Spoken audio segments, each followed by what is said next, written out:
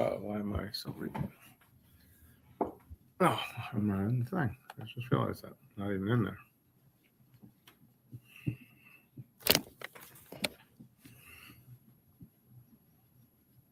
We got a little one manuals there.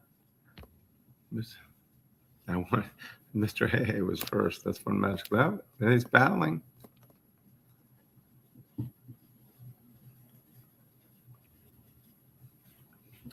Hello and welcome to the CanesWear podcast on this Friday, April 10th.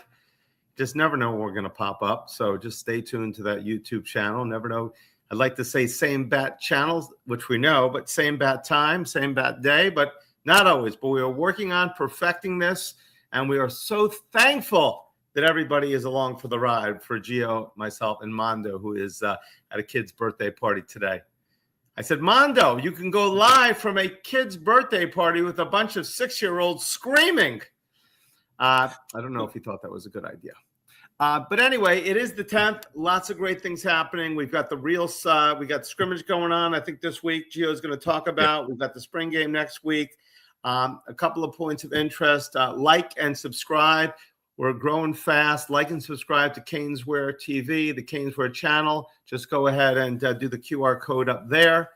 A couple other things.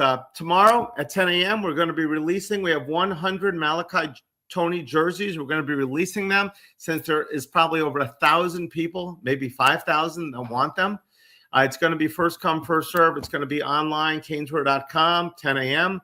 And you can buy them if you're local. You can pick them up in the store the same day. We've got black and we've got orange. We do not have every size of each color.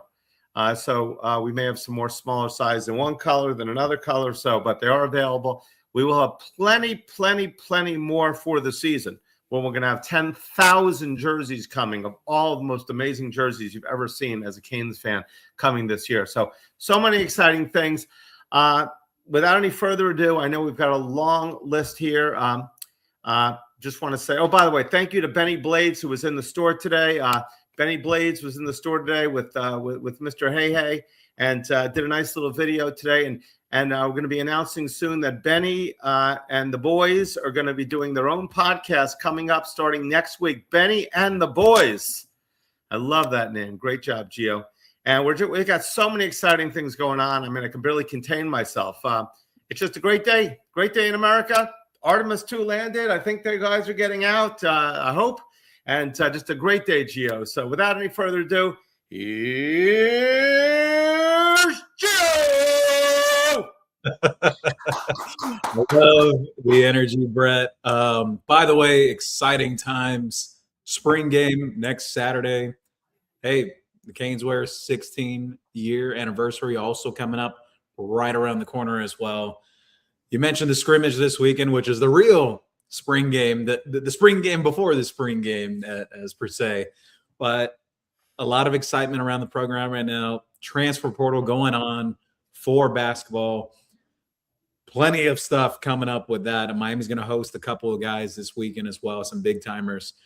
And a few guys that Miami's very positioned well for right now, like a Caden Lewis and the Georgia center, Cyril, as well, and a few others that they're also working on. So there's going to be some movement with the roster out. But like we always say, Brett Romberg was the one who coined this term when I was on a show with him some years ago. He said the transfer portal is like a conveyor belt of sorts. You guys coming in and guys leaving, but that machine never stops. So, and the other thing, recruiting-wise, for football, things are absolutely heating up. Miami landed another blue-chip prospect this afternoon. Four-star offensive lineman Sean Tatum from John Carroll Catholic High School in the Fort Pierce, Florida area. Miami has been on him for quite some time now. We're talking about 2.5 years, give or take, that they've hosted him on campus, that he's visited for games, and everything came to a culmination today. Miami wanted to lock him in their class. He will be one of their interior offensive linemen in this class.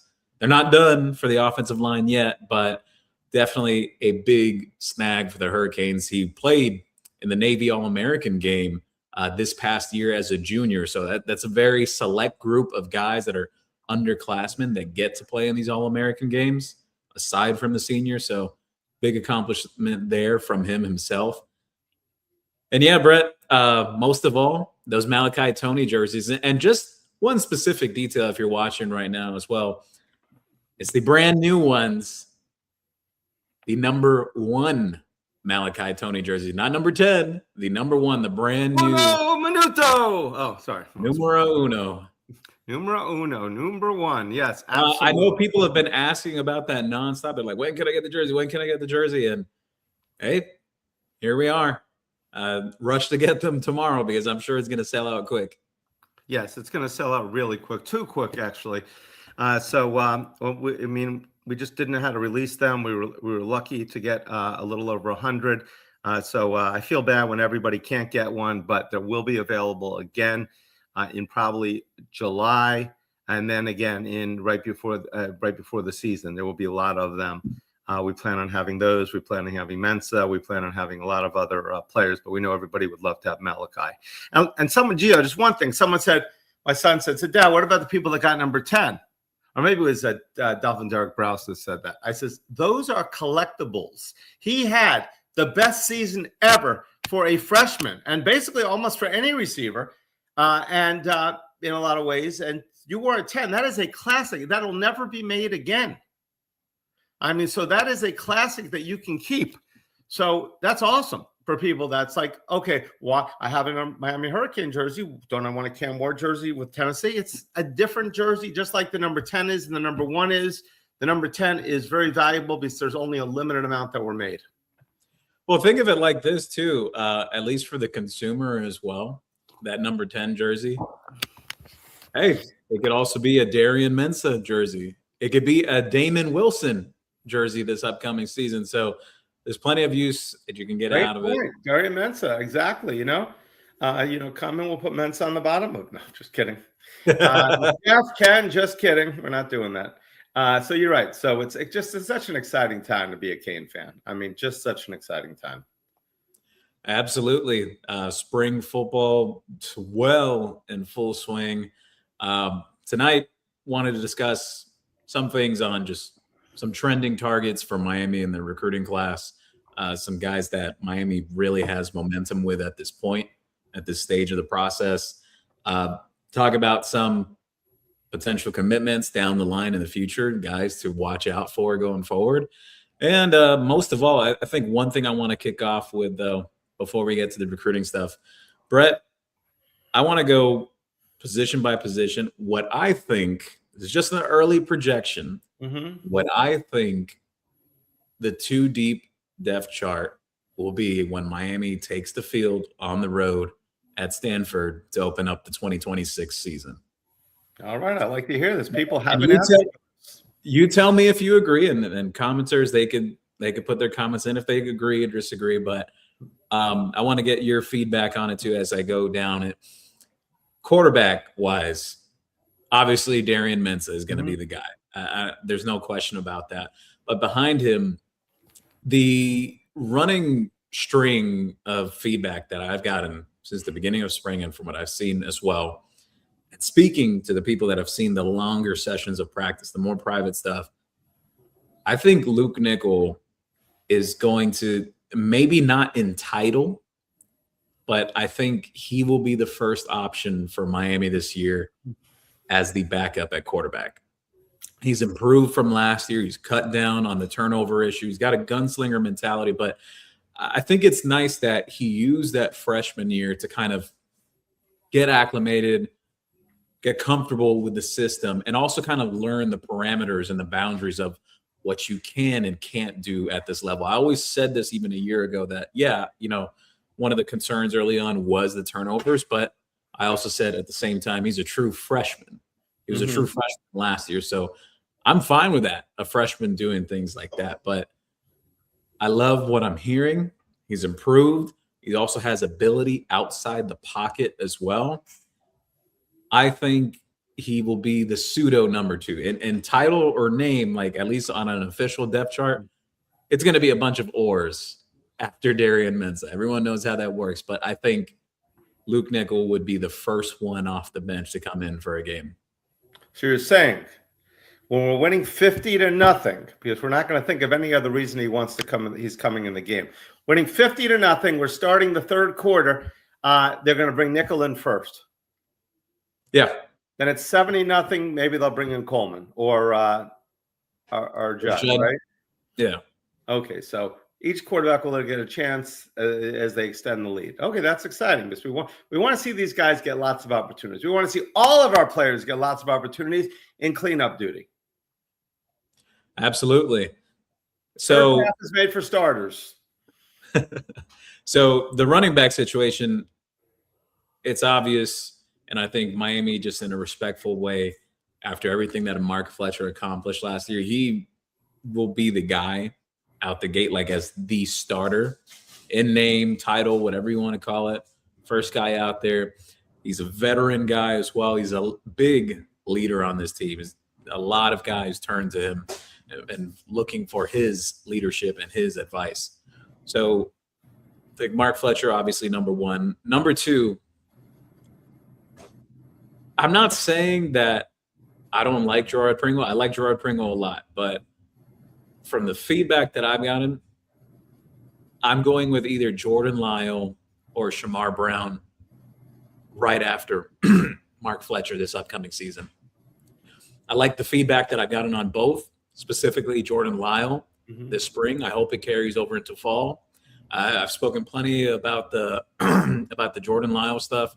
Shamar Brown, though, in particular, he has shed some weight. He's in much better shape this year. That was something they were working on, getting him to become more lean while still retaining his nature of his game, being a physical running back that can pick up chunks of yardage, especially on key short yardage situations. So I think those will be the two. Brett, would you oppose to my thought on the running back situation? Not at all. I think, as long as Fletcher should be number one, I really don't know. I think it's going to be 1A, 1B, 1C. I think that all the guys, because they all chose to come back, I think it's going to be those guys that are going to be taking turns. I think, and who's the hot guy? And that's what it's going to be about. And obviously, hopefully nobody's nicked up the whole entire year. But if someone is nicked up, the next guy, 1A, 1B, 1C is ready to come in.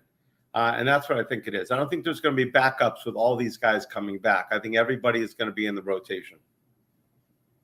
Yep. So wide receiver, the position everyone loves to talk about this spring because of all the competition there. For me, I think it's a clear top three, the starters, in my opinion. I think Malachi Toney, obviously, in the slot. Joshua Moore being your X receiver, and your Z being Cooper Barcade.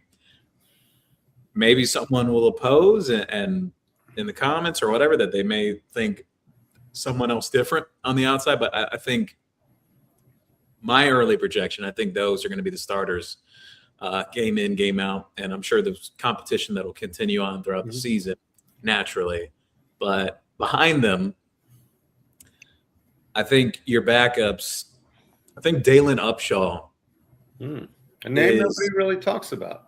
Yeah, I think Dalen Upshaw has a strong chance of being the guy right behind Malachi Toney, who, by the way, Dalen Upshaw has the ability to play at the Z as well. He can play both spots. He can play the Z and the slot. I think just in the essence of getting him on the field more, because there's a lot of competition between the Z and X and whatnot.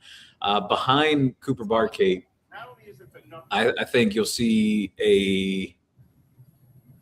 a guy like Vandrevius Jacobs working there as well at the Z. He could play some X as well, but more of a fit at the Z. And at the X, I think you'll see an or situation between Cam Vaughn and Samarian Wingo. Samarian Wingo has really impressed people around the program. I've talked plenty about what Joshua Moore has done this spring, but Samarian Wingo, whether he starts at some point this year or not, or whatever the scenario may be, I do think he's going to be a contributor, like a consistent guy this year. He's definitely ahead of the curve for what you would expect at this point. Now, I'm sure people are going to see other receivers play this year, but I think that's kind of how everything's going to shake out with the receiver room if I had to project it right now. So is the game of Josh Moore and Wingo very similar in some ways? I think both are a little different. Josh Moore is bigger than Mhm. Samara and Wingo. So Josh Moore is about like 6'4", 220. Wingo is more like 6'2", 205, 210. So a little bit different in terms of their frame. Wingo's a little more compact. However, at the same time, Wingo, at least physically, I think he's a little more advanced, where you'd expect most freshmen to be from a physical standpoint coming into their first year. But I think some of that has helped is the fact that he was here since the playoff practices, which I think goes a long way. So I think their games are a little different.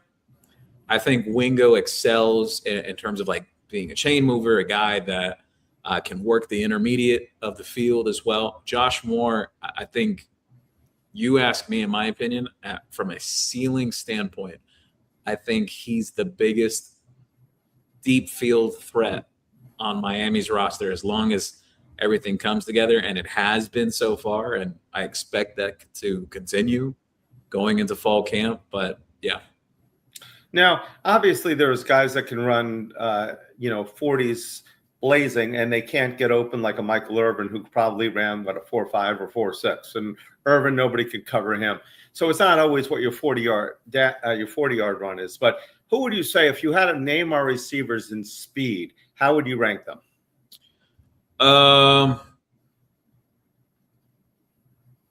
I'd say it's pretty close between Josh Moore, Vandrevius Jacobs, and Vance Spafford. Vance Spafford's really fast too. I do think he's going to play at some point this year. I'm just not entirely sure yet how much, but I would say like just pure speed, like straight line down the field.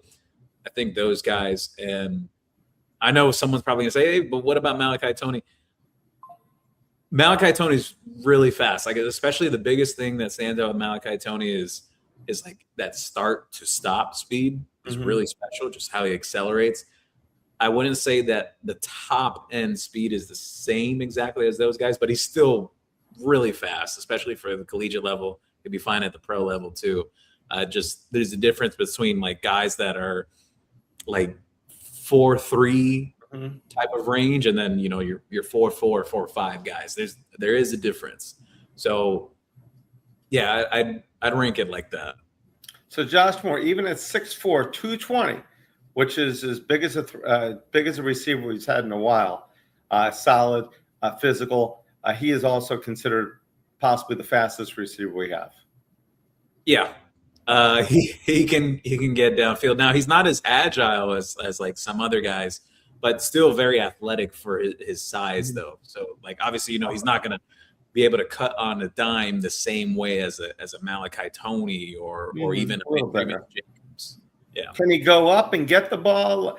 Absolutely. I'm not going to put him with Randy Moss, the way he can go up and out jump players, come back for the ball. Does he have that talent? Yes. He can literally pluck the ball right out of the front of the DB's hands. He has that type of ability. He did that on that USF play. He went over the guy, took it away from him, and we saw a little bit. And the 1 year development is going to be just so exciting to see, on Saturdays and Fridays and Thursdays, since we're playing every day. It seems. Yeah, well, I think it goes hand in hand with the saying that you've always termed, Brett, that sometimes it only takes 1 year. That like everyone has different development stages, and he's one of those guys that it's really clicking now, and you hope it carries on. I do believe it will, but yeah, I'd be surprised if he's not a huge part of the offense this year. That's awesome. And it only takes 1 year. It is nice when guys, we had Santana Moss and Reggie Wayne. They seemed like they were here forever. And Andre was set for such a short time, but obviously excelled when he had the opportunity. Andre Johnson. So it was amazing how that works. So no, that's awesome. The receiver room, the running back room, the quarterback room. We're 3 for 3 right now, Gio. All right, so tight ends. I know some fans may not like this, but I still think Elijah Lofton is is the top of that group right now. Just on the feedback that I've received, yes, there's been a lot of buzz about Gavin Mueller from a size and athleticism standpoint. Even Israel Briggs, I've been on this very show talking about it, that very different type of athleticism compared to the other guys, almost like a pseudo receiver playing tight end. And I've spoken plenty about Luka Gilbert as well. And even the former walk-on and Owen Ruskovich, who's been very consistent in practice for well over a year now. But I still don't think that Miami's kind of established yet who that guy after Lofton or to be with Lofton is yet. And I don't want fans to raise their hands and say like, hey, what? I think it's a process that is just going to carry from spring into fall, that it's more about like who's going to come out on top as the most consistent out of the group to kind of entrench themselves as that second tight end to be involved within the offense. If I'm a betting man right now, I think purely off of his inline blocking skills, I think Luka Gilbert has a really good shot at it. I think Gavin Mueller's may have to improve in that aspect. I do think Gavin Mueller has a higher ceiling, though, as a pass catcher, but blocking is very important. There's a lot of emphasis on that. And I'm going to say for now, I think Elijah Lofton, the first guy, and the second guy, oh my goodness, Luka Gilbert. All right. So that is, if you think so, I think so. All right. I just hope, last year we thought our tight ends were going to be so strong. We talked about, we were so excited about Lofton. We thought in practice he was unbelievable. You thought he may be the best player on the team, the best running back, the best receiver, the best of everything. The backup tight end, we won't mention his name, who maybe or maybe not didn't miss a block against Indiana to cost us the championship. We thought we were so deep at that position. All right. But it turned out it was a weakness. This year, we have to be better. I mean, I'm not just saying we have to be better. We have to be better. And with our coach, and I was talking to Benny Blaze today, very excited about the coach from Army. That guy coming in and Andy Silverman. Everyone's excited about that guy coming in for the tight ends. And one day maybe he'll teach the special teams too. Yeah, I'm sure many fans would hope so after what had happened in the big one, but is what it is. And so I will say this though about the tight end group. I do think there's talent in the room. I just think this is a process that I'm not even entirely sure yet, based on the feedback, like how the entire room is going to shake out. Because you got a guy who switched positions there, that he's trying to learn the nuances of everything, and Cole McConaughey, who has some athletic ability for the position. You got a guy like Owen Ruskovich that, I mean, you ask people that have seen practice. I've seen it myself. He could catch, he could play through contact, but has never really played in actual games yet. So it's kind of the question of like, there's so many things that come to mind that, maybe it has to do something with preparation or scheme wise or anything that maybe he hasn't seen the field that much for whatever reason in the past. I always try to be more cautious about some of the hype behind some freshmen that they get early on. I'm not trying to like downplay the Gavin Mueller stuff, but I'm not ready yet to say that he's going to like break out 100% for sure and be like a superstar at tight end out the gate. I think there's still a little bit of a learning curve there, but the talent is absolutely there. That's evident. I think just people got to pump the brakes a little there. So just just so we know, okay, tight end, we can basically both say is going to be the most improved position on the field this year.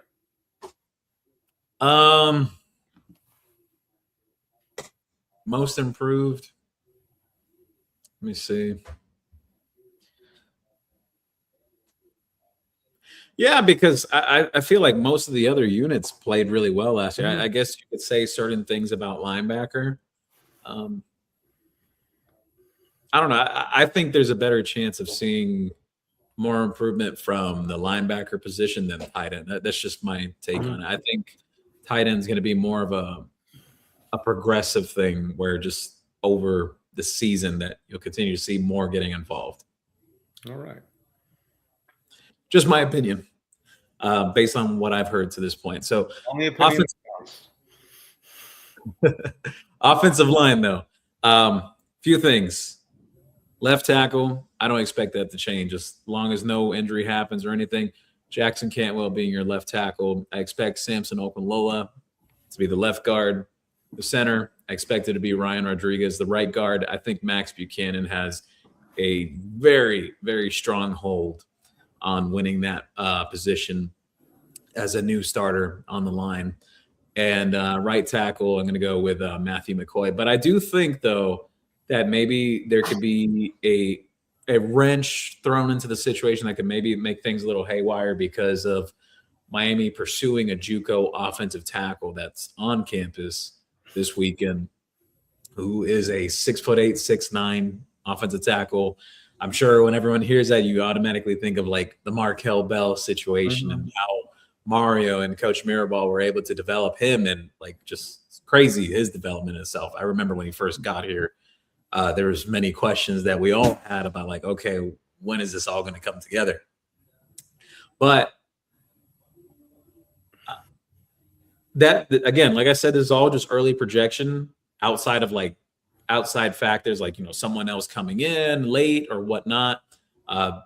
Miami could have an addition or two to the roster by the time we get to fall ball, not like official like transfer portal stuff, like that's all done with, but guys coming in later on. I do think that's what the offensive line is going to be. If you had me project right now, in terms of the backups, I think the backup behind Jackson Cantwell, I'd probably say Jaden Wilkerson. I think SJ Alafai-Tuli is going to be a guy that he could go back and forth between center and guard. He's played a lot of guard this spring as well. I think he'll be the backup at left guard, along with backing up Ryan Rodriguez at center. I think the backup at right guard would be a guy like Jamal Merriweather. I think he could play both left guard and right guard. He's better fit at guard than tackle from what I've been told. And right tackle backup, I'm going with Ben Congdon, who's had a pretty solid spring for a true freshman. Has caught quite a few people by surprise. Don't think he's going to start yet, but I do think he's an exciting piece for the future. That's my take on the offensive line. How common is it for a team to have a freshman playing the most important part on the line, the left tackle for a? Oh, you absolutely have to be special. You have to be a special talent to do that. And especially at a program like how Miami is now, like we're not talking about Miami, Manny Diaz era, 2019 playing Florida in Orlando first game of the season. Like, even though I will be honest, Zion Nelson got really good throughout that first season here, but obviously he was underweight at the time and everything. Is a lot of development stuff, and unfortunate the injuries that happened with him. He was a really talented kid, but this is a very different Miami team from back then. So a true freshman playing left tackle on a Mario Cristobal offensive line, you got to be an absolute dude. Like, and Amon confirmed this on Who Wants Smoke earlier this week. He said it that Jackson Cantwell can absolutely play. I spoke about it as well. He can absolutely move too. Some people had questions about like, oh, you know, like what are the mobility skills and whatnot. There's no concerns about that right now. So you absolutely have to be a dude, especially for a program that is a top 5 program in the country. I don't care what the haters are going to come in here to say or whatnot. The facts are the facts. Miami's a top 5 program in the country right now. At least this present moment, they are a top 5 program in the country. So to be that starting left tackle as a true freshman that just came in, you have to absolutely be a guy. No, it's just definitely looking forward to it, seeing what he can do. And Brett, have you had the chance to meet Jackson Cantwell in person yet? No, I have not. I don't know what the birth certificate says, but this guy, he does not look like 17 or 18 years old. He looks like a grown man. Okay, we're talking about a guy that looks well into his 20s. So he's physically developed. Like, he's way ahead of the curve. I know that's one of my favorite like keyword lines. I'll say ahead of the curve for freshmen that I really like what they're doing early on. He's just way ahead of it though. This kid is totally different, and I think Miami fans should be excited for what he's going to be. I think you also have to expect that. Yeah, could there be some lumps here or there as a true freshman? Absolutely. If people forget, Francis Maunoa even had a couple lumps here and there as a true freshman, but he continuously got even better throughout his first year. And mind you, Jackson Cantwell is getting a little bit more of a head start than Francis Maunoa had. Jackson Cantwell has been here since the playoff practices, and he had the chance to go against Ruben Bain, Akeem Mesidor, and the rest of those guys. So I love what they've done in terms of his preparation and how it's a baptism by fire that they've done with Jackson Cantwell, and he's responded very well. No, it's just and that was such an advantage. And just like it's an advantage to like the kids now that are in here, that Messidor and Bain and everyone is coming back to help these guys before the draft. I mean, I wonder how common that is with other teams, that the players that were going to go in the draft, that are going in the draft, possible first rounders, even second rounders, that come back to help the kids. Usually it seems like they're just worried about themselves and moving on. The family at Miami is just amazing. Yeah. No, you're absolutely right on point. Mm-hmm. So, defense. I'm going to speed run through the defense really quick. Defensive ends. I don't think it really matters who's going to start, but if I had to project some type of starter right now, I'm going to go with Damon Wilson on one side and Armando Blunt on the other. Armando Blunt, like I've said, he's had a very, very good spring. He's made a jump from last year. I like the track that he's on right now heading into the season in the fall. Behind them, Marquise Lightfoot, obviously, who Coach Cristobal praised on WQAM earlier this week, sharing that Lightfoot is over 230 pounds right now, and they expect him to reach about 240 by the time the season arrives. So they're expecting him to play an even more significant role this year. And he showed quite a few flashes last year. And the other one that I'll mention, I'm going to go with either Hayden Lowe or Herbert Third Scroggins, as well as one of those main guys back up like rotation. Third Scroggins has had a really good spring himself. Has reshaped his body from last year and just a lot bigger, a lot stronger now than he was a year ago. It's very evident. You can see it. So I'm going to go with that. D tackles. This one's going to be very straightforward. Justin Scott, Mod Moten. I expect Justin Scott to be a household name this year. Ahmad Moten is playing for the chance to become a first-round draft pick. You know, they've been talking about that in some draft circles since the end of the playoffs about how ridiculous of a prospect Ahmad Moten looks like. Hope he continues to recover well going into fall. And, you know, he's been out this spring, but I expect those to be the two starters. And right after them, I'm going to go with Jarquez Carter and Keona Davis, the two transfers that came into the program from Ohio State and Nebraska. Keona Davis in particular, I think fans are really going to love him for the type of high-effort guy he is. It's been discussed since he transferred here.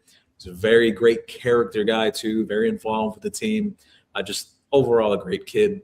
And Jarquez Carter, he's put on some strength from last year when he was at Ohio State. You know, there was some concerns when he was coming in, at least fan-wise. People were saying, like, oh, you know, he's like 280 range or whatnot. He's much closer to 300 now. He's put on significant size and effective size, too, not just bad weight. So, Brett, any objections to the defensive line? None at all. It seems like we're going to be picking off, even though we lost possibly two first rounders or first and a second. It looks like we're going to pick up right where we left off. Yeah, I mean, my hot take on the defensive line, I've been pretty consistent with this. I think Miami's interior defensive line is going to be better this year. I think the pass rush from the defensive ends could still be nearly as good or maybe just as good.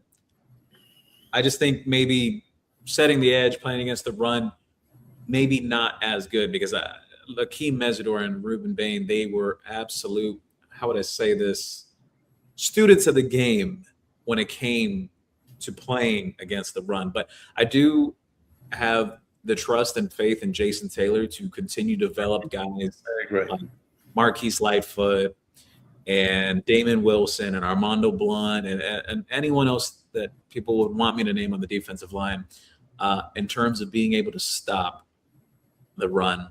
So do I think maybe that aspect takes a little step back? Yeah, I think it's very tough to replace what Ruben Bain and Akeem Mesidor did in that aspect, but I do think they can either match or get close to the same type of pass rushing production that the group had last year. I do believe so. You know, there were some times I remember screaming from the stands, where, like, where is our defensive end? We didn't put pressure on for a little while early in the season. And then the last drive or two, we totally dominated. He said, there they are. I don't think we're going to have a big tail off. I just think that, great teams regenerate players. It's not like, you get great players. Everyone thinks at that time they're once in a lifetime, which we thought with Cam Ward, which may have been, he was a once in a lifetime type of quarterback. But then while Carson Beck was not the same quarterback, we got a little further. Granted, we had defense also. So, I mean, it is a whole team. It's synergistic about some positions are not as strong. Some are stronger. Some work better. Some are better in different parts of the game. The key thing is when a play has to be made in the big games, when a play has to be made, you need the guy to step up. Someone's got to step up and say, we will not lose. Like the players like the Michael Irvins and others. We will not lose this game. We need a guy on offense, a guy on defense, and a guy on special teams that the buck stops here. We will not lose. So Ed Reed, as we know, like that, other players. So that's the key. So you never know. We just need guys. They don't have to be heroes for the whole game. They just need heroes when needed. Yeah. No, I agree with you. You got to step up in those key moments. The clutch factor. I think Ruben Bain and Akeem Mesidor had plenty of that. Correct. Yeah. When the game was on the line, you know what? It's hard to be. You look at a guy. A guy has 12 sacks in a year is considered great. That's one per game. He's playing 40 plays. So one play he's getting a sack, and you're saying, okay, it's like baseball. A guy's batting. He says, hey, bat 1 for 3, got one hit out every 3 times. He's a Hall of Famer.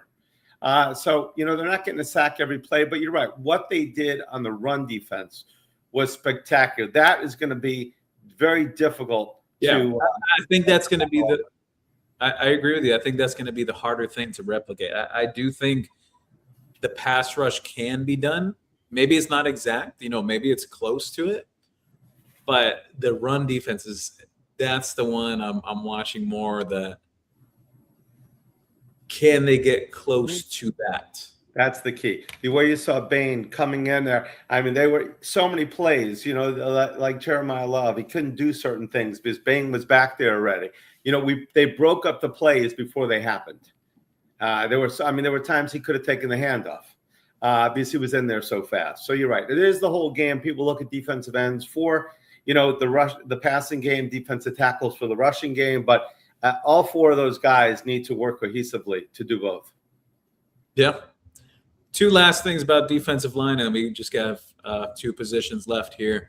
But about the defensive line, because I've been on this team, and you've said the same thing too, Brett, that this time last year, no one was talking about Akeem Mesidor as a first-round draft pick. No. That revelation came through the season. So I think for the fans that are maybe paranoid in the aspect like, oh, my God, how do we replace both of these guys? I don't want to say very simple. That'll be the wrong words to use, but I don't think it's impossible. I think it's very possible. Look at the guys that Miami's recruited and brought in. Mm-hmm. You have former 5-stars in Damon Wilson, Marquise Lightfoot, Armando Blunt, Justin Scott, Aiden Lowe, Justin Scott, all on that defensive line.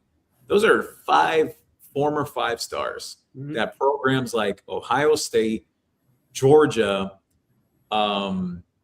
Alabama, all those specific programs all wanted those guys, like premier programs around the country. So I don't think this should be viewed as I think some fans are maybe being a little too paranoid, like, oh my God, like how can we replace them? who coached those guys Yeah, the past couple of years? Jason Taylor. Exactly. The So coaching staff is the same for these guys. I don't think that is a key when you have that, continuity. yeah.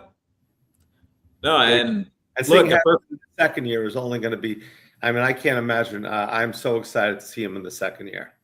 not only that, like the returning guy on the defensive line who everyone would, the consensus would probably be is considered the best guy returning based off what he's shown on film, Ahmad Moten. I think people forget he was a late bloomer his senior year. Cardinal Gibbons was a late take for Mario Cristobal in his first ever class, the transitional class, not his full class, but the one he only had 2 weeks to recruit. And he landed that guy, and that guy has become an absolute difference maker and game record. The film analysts have been even talking about it on social media recently about just his performance in the playoffs and how impressive it was. Mind you, on a messed up ankle too. He played through it and everything. So I am a total believer in terms of what Miami has going on with the coaching of the defensive line. I don't think it's just pure coincidence of what Ruben Bain and Akeem Mesidor did this past season. So I'm excited to see what they do with a guy like Damon Wilson, who was uberly productive in the SEC last year, playing for Missouri, racking up 10 that's sacks. That's going to be exciting as can be. You're right.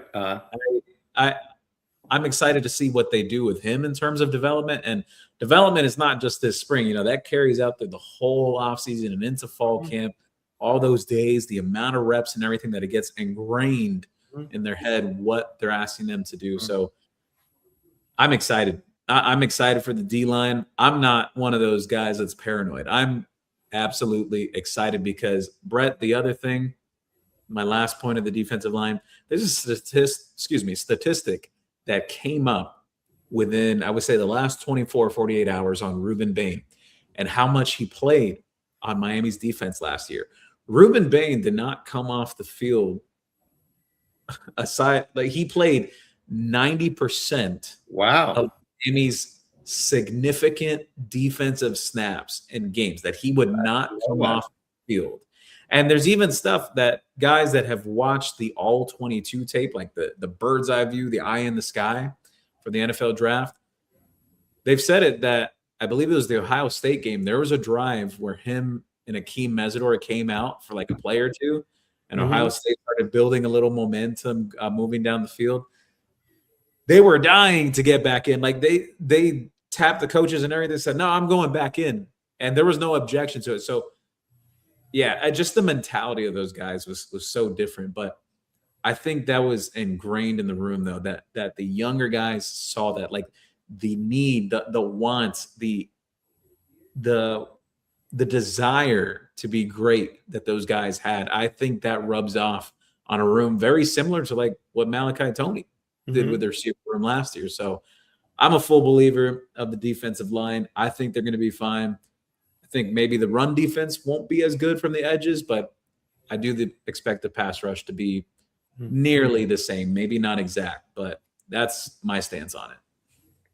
I follow your lead. So linebacker, Muhammad Toure, I expect him to be the middle linebacker. A lot of the thought process, at least within the building, is that another year removed from the injury, even better for him. Showed a lot of flashes in the playoffs, like really stepped up his performance. I'm sure fans can agree with that too. And I think behind him, this is really interesting because I know Chase Smith can play some outside linebacker as well. He could play the Mike as well too. So I'm going to go with this. I think the guy behind Muhammad Toure will either be a guy like Chase Smith or Kellen Wiley. I think Kellen Wiley could play some of the Mike as well, Kellen Wiley Jr. In terms of the other linebacker, the outside linebacker, Kamal Bonner's had a really good spring. I've spoken plenty about the nice spring that Chase Smith has had too.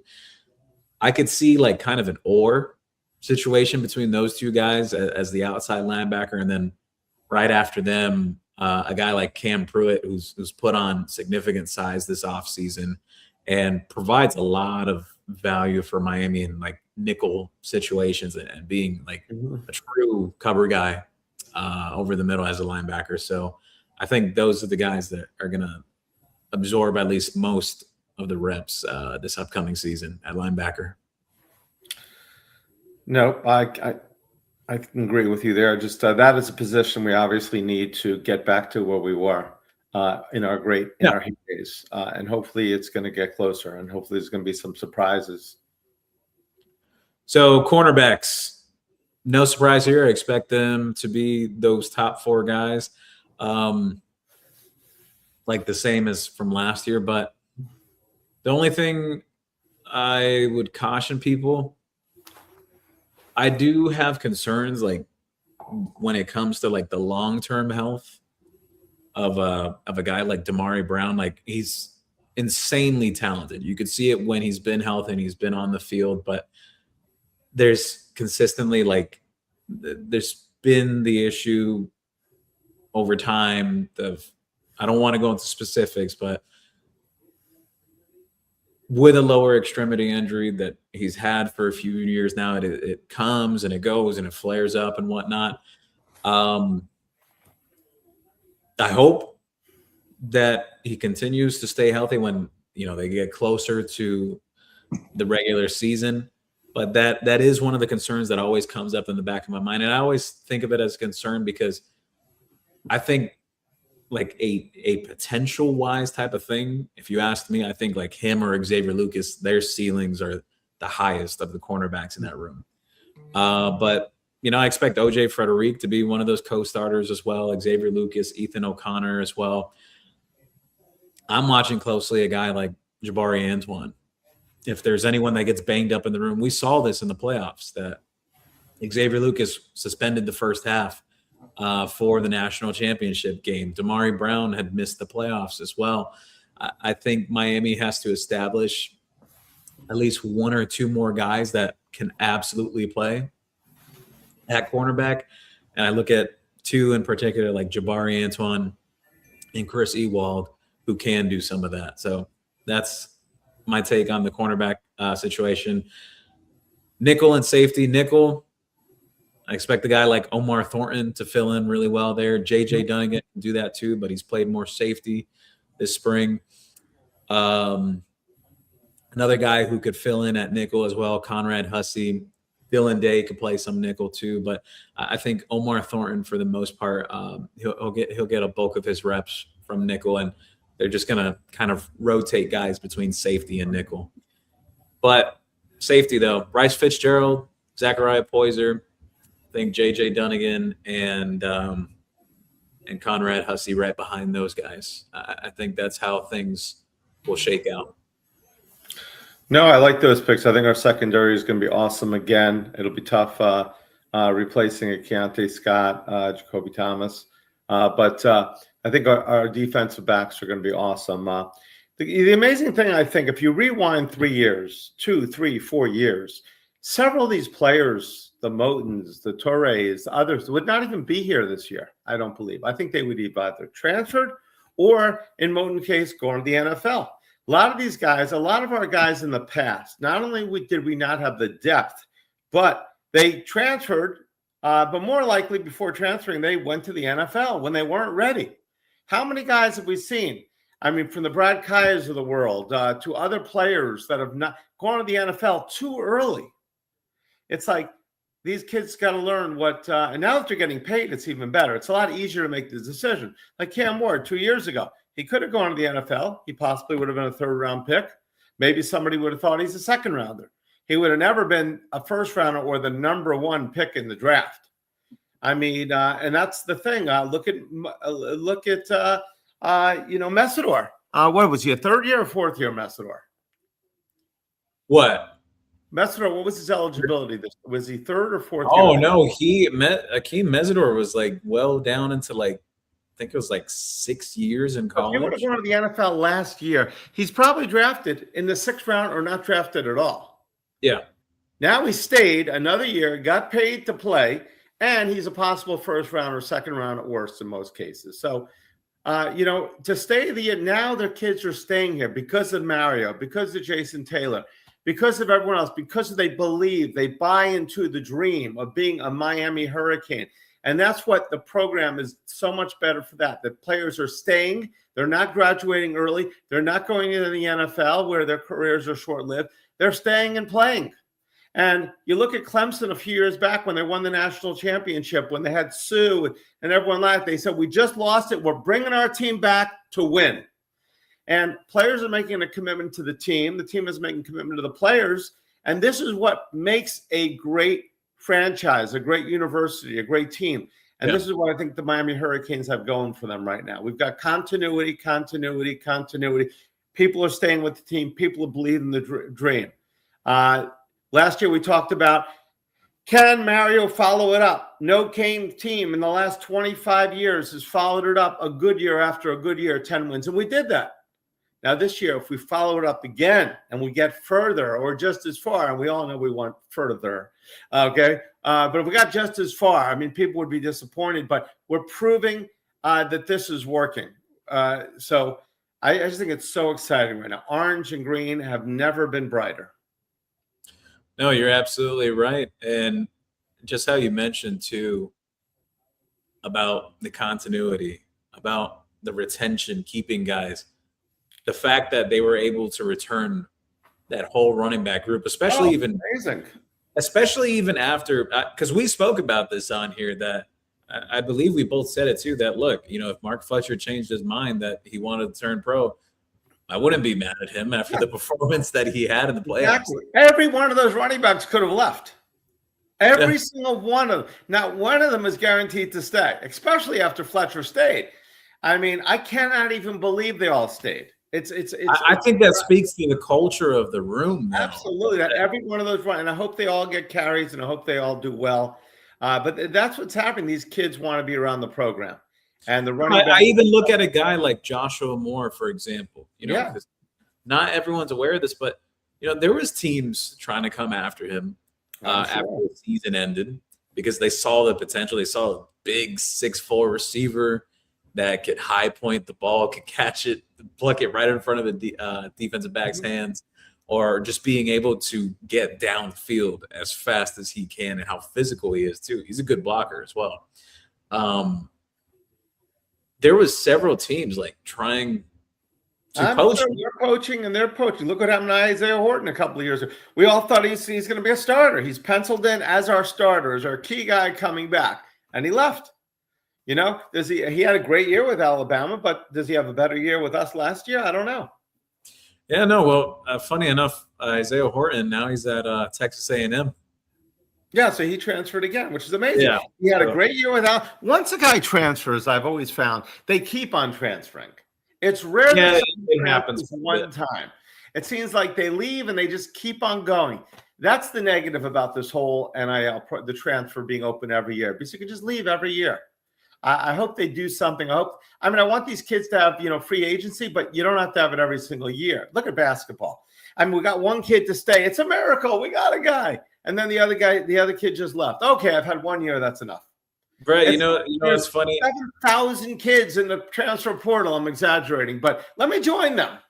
I remember the times when, like, the inception of the transfer portal, when guys would, they would announce they were transferring or whatnot. But now you got the announcements of players saying, I'm coming back. Even though, let's say they're like an underclassman or whatnot. I'm a freshman and I'm coming back. Yeah, it's like that to me. I've seen it quite a bit. I'm just like, I think to myself, I'm like, okay, where were you going in the first place? Isn't that what they're supposed to do? I had a good year with the team. Who is it, Henderson, that's coming back on the basketball team? Yeah, no, well, I'm not making light about that. The biggest news. He's coming back. I can't believe he's coming. A freshman leaving that did well and now has an opportunity to do even better. Yeah, well, in the Henderson situation, I don't mean towards that. Like, that I get, because there was a chance that he could have been a draft prospect. So it is a big deal that he made the decision to come back. But I'm speaking more about like the football side. Like, I've seen this with guys that are even like underclassmen, that they're not even draft eligible yet, that they'll put out something like, I'm coming back. Or the other one I've seen is guys who are completely out of eligibility announcing, oh yeah, I'm going to go pro now. Like, and I think to myself, well, obviously, because there's nothing left. You're out of eligibility. Like, there was a need for an announcement too. Everybody wants to be somebody. They want to have their all. This used to be Andy Warhol's 15 minutes of fame. Everybody wants that 15 minutes of fame. Even if they're here, that doesn't mean that they're, they want to be on the top. I understand social media, the microwave society, the 15 minutes of fame, everybody wants it. You're used to it, Gio, because you are obviously everywhere. But the average person isn't like that, Gio. The average person is fighting and clawing. Yeah, but I'm just a normal guy. I'm not anyone special or anything like that. I'm just like everyone else. You put on your pants one leg at a time also? Yes, I do. Well, no, actually what I do is, I kind of lay them out like right in front of me, hover, and then I jump in them. Really, I go off the top rope. Just laying out there and just leap right into them. So what we're gonna do here is, because I know there's plenty, I see plenty of comments that have rolled in through here. I'll mention who their favorite player is, or no, when they became a Canes fan. The next show we're going to be asking guys, are you a subscriber? We want to know, are you a subscriber to the new CanesWear TV? But for right now, if you heard the show last time, and let's see if how many people can follow that. I know Juan Manuel's going to do it. Yeah. In the comments, put in how you became a Canes fan.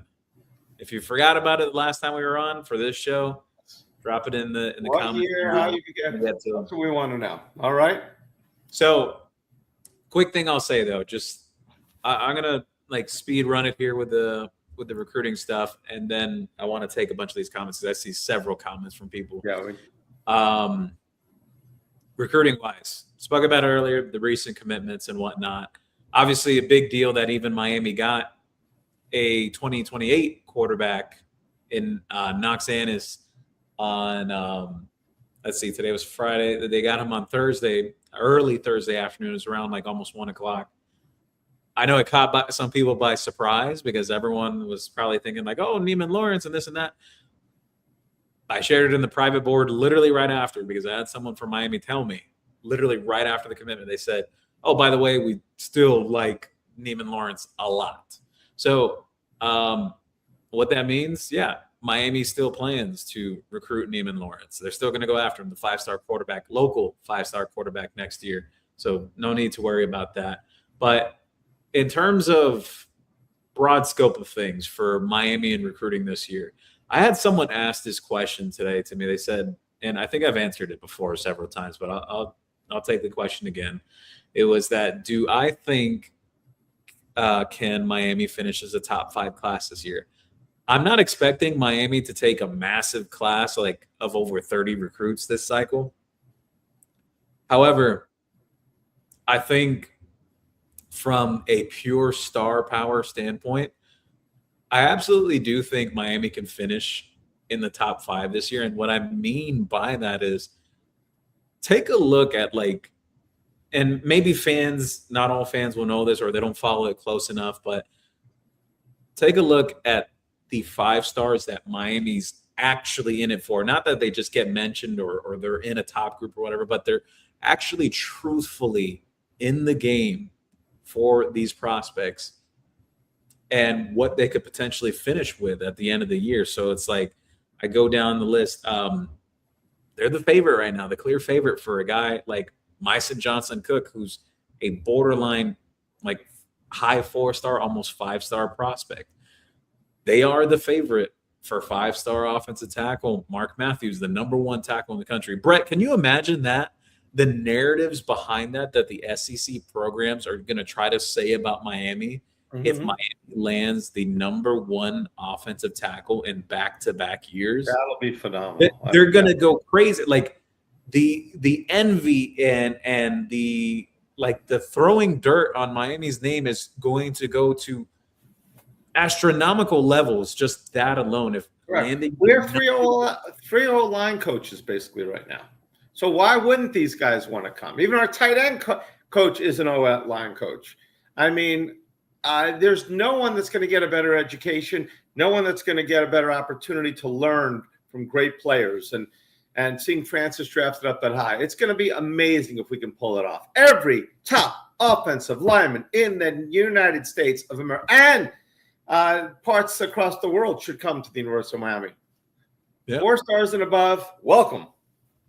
And then I mentioned this just the other day on the private board, but it's private. Share this with the public here. Jackson Dollar, one of the top 2 tight ends in the country from North Carolina. He visited this week. Miami made a really good impression. I'm not saying that Miami's going to get him just yet, but they're very much in the thick of it for him. A 5-star tight end. I think a lot of fans will get excited about this. A 5-star tight end that Miami's truthfully in it for, going head-to-head with Georgia and Notre Dame for him. That Miami's absolutely in the mix for him. What is he, 28? 20. He's for this upcoming class. It'd be 2027. 2027. How big is he? What's his size? Only thing you mentioned 2028. Miami's all the way in the mix for a guy like Bryson Wright, class of 2028, 5-star receiver, who very well can reclassify down to 2027. There's a lot of 2028s right now considering moving up a year because, Brett, that 2028 class in general, just like state of Florida wise and even nationally, some of those kids are really good, like comparatively to the guys that are going to be seniors this upcoming season at the high school level.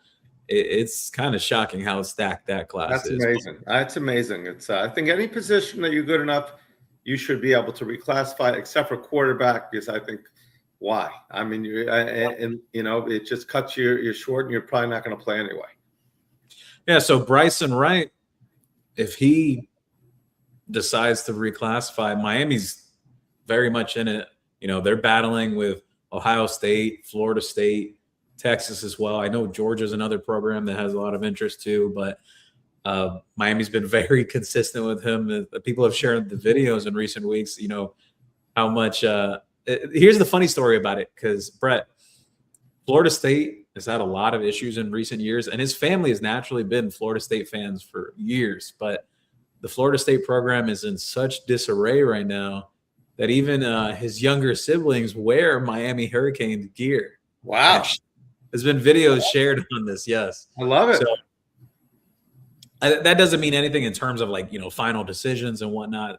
There's been kids before that have been season ticket holders in previous coaching regimes that they never even came to Miami. That's a whole other story for another day.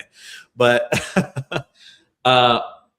between that, Bryson Wright, mentioned the offensive lineman with Mark Matthews. Defensive line wise, they have as good of a shot as anyone to flip David DJ Jacobs Jr. from Ohio State to Miami. They have 2 other 5-star defensive ends that are absolutely interested in the program, and Asher Jodo, who is a 5-star defensive line prospect for class of 2028, who's strongly considering reclassifying down. Jackson Vaughn, another 5-star edge rusher from the state of New Jersey, who's also been considering reclassifying down, that they're very much in it for. Then I throw in a few other names. The linebacker, Caden Henderson. Miami's absolutely in the mix for that one between them, Texas A&M. I know Georgia's another program lurking around too, and feel like I'm forgetting one other program. I'm just speaking off the top of my head here. And then defensive back-wise too.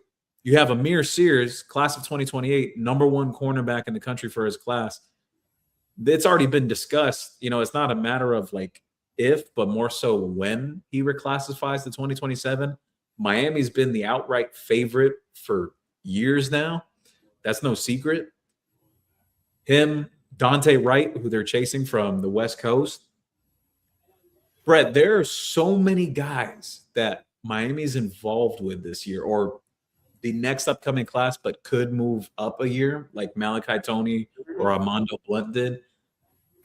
That not that they're mentioned as a finalist, but they're actually truthfully in it for That's spectacular. You can see it, and we're going against the big teams. They actually have a real puncher's chance to land these guys. So that's why, like, when people, this is one thing I don't agree with, because I've seen people discussing this. Like, I guess national media has been pushing this. They're like, oh, Miami could make a run at the #1 class. I'm going to go with a hot take saying I don't think Miami's going to land the #1 class, because to land the #1 class, you need the star power, but you need the bloat too. You need to take a lot of kids in your class to secure that #1. So I don't think #1 for Miami, but I do think from a pure star power standpoint, I don't think they're going to land every single guy that I listed that they're absolutely in the mix for. But I think they're going to land their good share of it. I think Miami can absolutely be a top 5 recruiting class this year. And this is what we talked about, Brett, over a year ago, that I always said that I felt Miami was a tier 2 team in recruiting. People would say, how can they jump up in that? Well, we figured it out. Making noise in the postseason. Doing just things win, like, baby. Just win. And it'll do. Just win, and things get easier. And I think things have gotten that much easier for Miami. There's genuine interest in this program, and there's so much propaganda coming from the SEC about Miami. I honestly find it like hilarious. It's like jealousy, envy. Oh, totally. They're jealous for sure. We're there. You know what? We just need a championship. We need to be the champion this year. That really solidifies everything. We keep on going. We need to win. I know the pressure's on, but we need to win. It's winning. Because you know what? As an old friend, Kevin Costner, whispered to me one day, you build it and they will come. You build it and they will come. Mario is building it. Oh, by the way, we got these really cool Mario's Army shirts coming on. Restore the Glory. They're going to be out for the spring game. So stay tuned. Restore the Glory, Mario's Army. I'm looking forward to it. It's going to be exciting to see that new shirt. Shameless plug by Brett. By the way, last thing I'll say, because about the commitment portion of things, Myson Johnson Cook doesn't have an official date set yet for his commitment, but I have heard that there is a chance it could happen soon, like in the upcoming weeks. So we'll see. I heard a date could be set. I think Andre Hippolyte, the local safety from North Miami Beach, is a guy to watch very closely in the next couple of weeks. I know things are progressing a lot there. I think Nash Johnson III, who I mentioned right after his decommitment from Alabama, that Miami likes him a lot. He's one of the fastest corners in the country too. From what I've heard, he runs like a 10.4 or something like that. I've heard he's like super fast. Miami's very much in it for that one, and a decision could come soon for that. He's going to be visiting again for the spring game, from what I understand. So, yeah, I do think there's a chance Cane fans could see some more commitments from now heading into, well, official visit season will be May, so we're not that far away from it. You're going to see all these kids coming down on campus, so more decisions are going to be coming. I think there's going to be a run of commitments, Brett, from now until June, maybe early July, because I know sometimes kids like to commit that first week of July, like 4th of July and the days after. But what I mean by run is maybe it's not going to be something that's like every day, but I think you're going to consistently see Miami landing commitments for a couple months going forward. They're on a roll right now. They have a lot of momentum. So there's just a lot of excitement around this program right now. And it's not just from within the building. It's coming from exterior as well. As it's the kids that are interested and want to be a part of this. So it's not, as there's never been a better time to be a Hurricane fan. Absolutely. It's there's nothing more exciting right now. I mean, we are April 10th today. We are what, 3 months away. April, May, June, July. Then we're right around. We're a month from the season. I mean, there is nothing more exciting right now than CanesWear. So yeah, I think there's going to be plenty of just excitement and news around the program from now until fall camp rolls around, that it's going to make the off season a breeze for the fans. At least it's going to be enough to indulge, to enjoy between now and then. Gio, one thing, I've been getting several emails and messages about where can we get the shirts I wear, like the CanesWear shirts and things like that. We're going to have some cool CanesWear gift packs that we're going to sell, shirt, other things, maybe CanesWear podcast.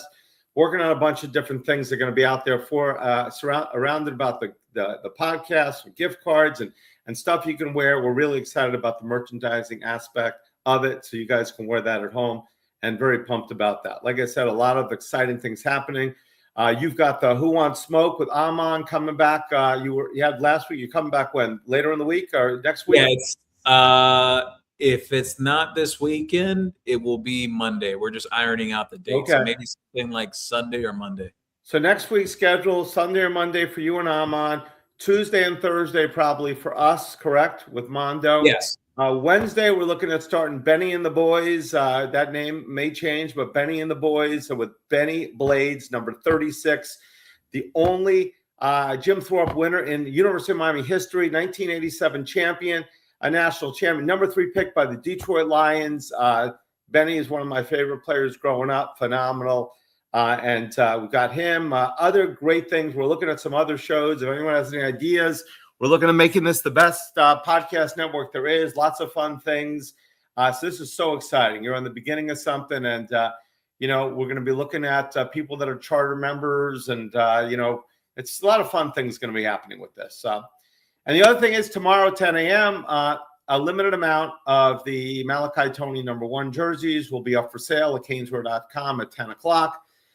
Only a little over 100. There's black and there's orange, and there's not every size in both of them, so you'll see them on there. And we have a ton more coming for the season.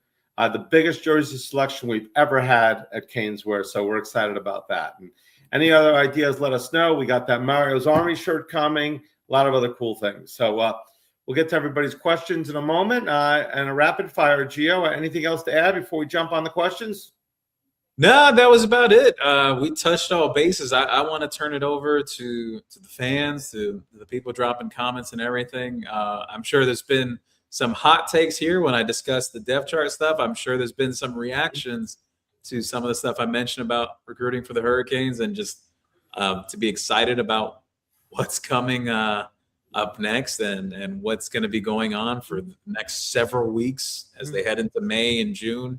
Just a lot of news is going to continue rolling in. So I think Hurricane fans should be excited. And not only that, basketball news as well. This is going to be news through the transfer portal. How many players do we have right now? All right, so Shelton Henderson's coming back, Dante Allen. I have heard there was a chance that True Washington was thinking about coming back, but I don't think it's going to happen. We'll see. I've heard Altuntis may actually hit the portal. Mm-hmm. We'll see. Jordan Key just hit the portal. So Miami's going to have plenty of new faces, but they're going to keep the core guys that, like, at least. We are keeping the core guys right now. Yeah. You think we have 7 guys staying? 5 guys staying?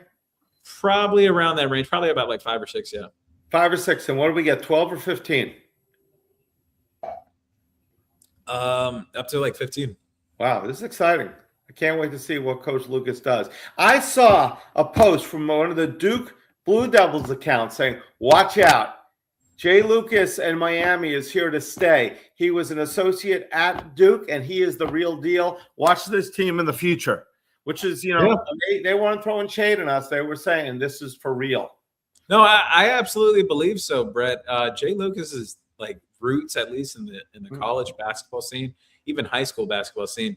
They run deep. People forget that his father was the coach at Georgetown. His brother has been very well versed in the basketball world. And then Jay himself, he was very involved with the AAU scene as well too. So he's got a ton of connections. I just hope we can keep them. I mean, I think you can build something here. You can build greatness. Why go to Duke or North Carolina or somewhere like that where you're just trying to carry on the tradition? You build it here. It's amazing. Here's my thing. I think Miami can keep him long term because Miami's an attractive destination because of geographically where it's located. Many kids want to come here, whether fans of SEC schools want to admit that or not. But it's also the resources behind everything. Like Miami has made that commitment to keep him supported and to continue like what he's building to continue going. So that's the biggest thing. As long as the support is there and that financial structure to give him what he needs to make it happen, I do think he'll stay because Miami has all the potential in the world to become a basketball power. They do because of what they have at their disposal. Absolutely. Gio, before we get to questions, I'm just going to go ahead, look at the screen right here, pop it right there. I'm going to like and subscribe right now, Gio. So while you're at it, guys, like and subscribe. All right. And go ahead and, Gio, that's going to our website, by the way. Went to the website? Yes. Anyway, don't mind us. Bye. But we're going to need that to go to the like and subscribe. I got to check the QR code. That's weird. Well, no. I know exactly what happened. All right. Brett's having too much fun. Let's get to the questions. No. I know exactly what happened. All right. Like and subscribe. That's funny. That was funny. I was like, okay, I'm going to like and subscribe right now. Oh, wait a second. There's a sale at CanesWear? Good thing you checked it, though, because I have two QR codes. I have one that goes directly to the site and have the other that goes directly to the YouTube. I must have mixed them together. Can you imagine one day when this goes smoothly, it's going to be, we're not going to have this kind of fun. We'll always have fun.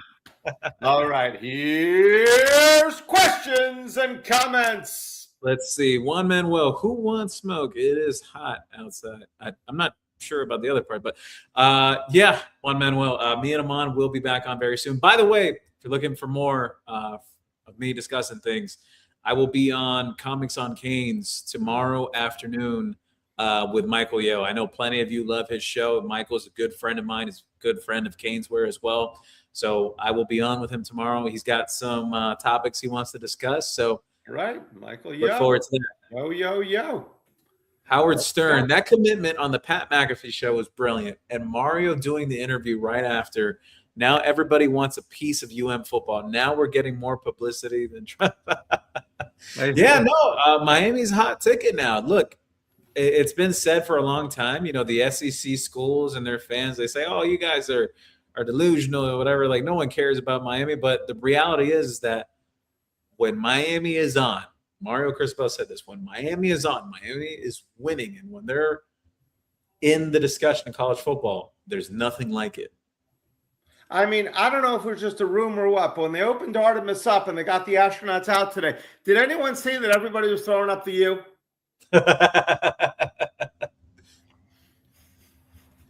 Let's see. Juan Manuel, Mario, Miami Vice-style pool parties are working. Mario and company smuggling more 4- and 5-star recruits than Tony Montana smuggled baking soda up his nose.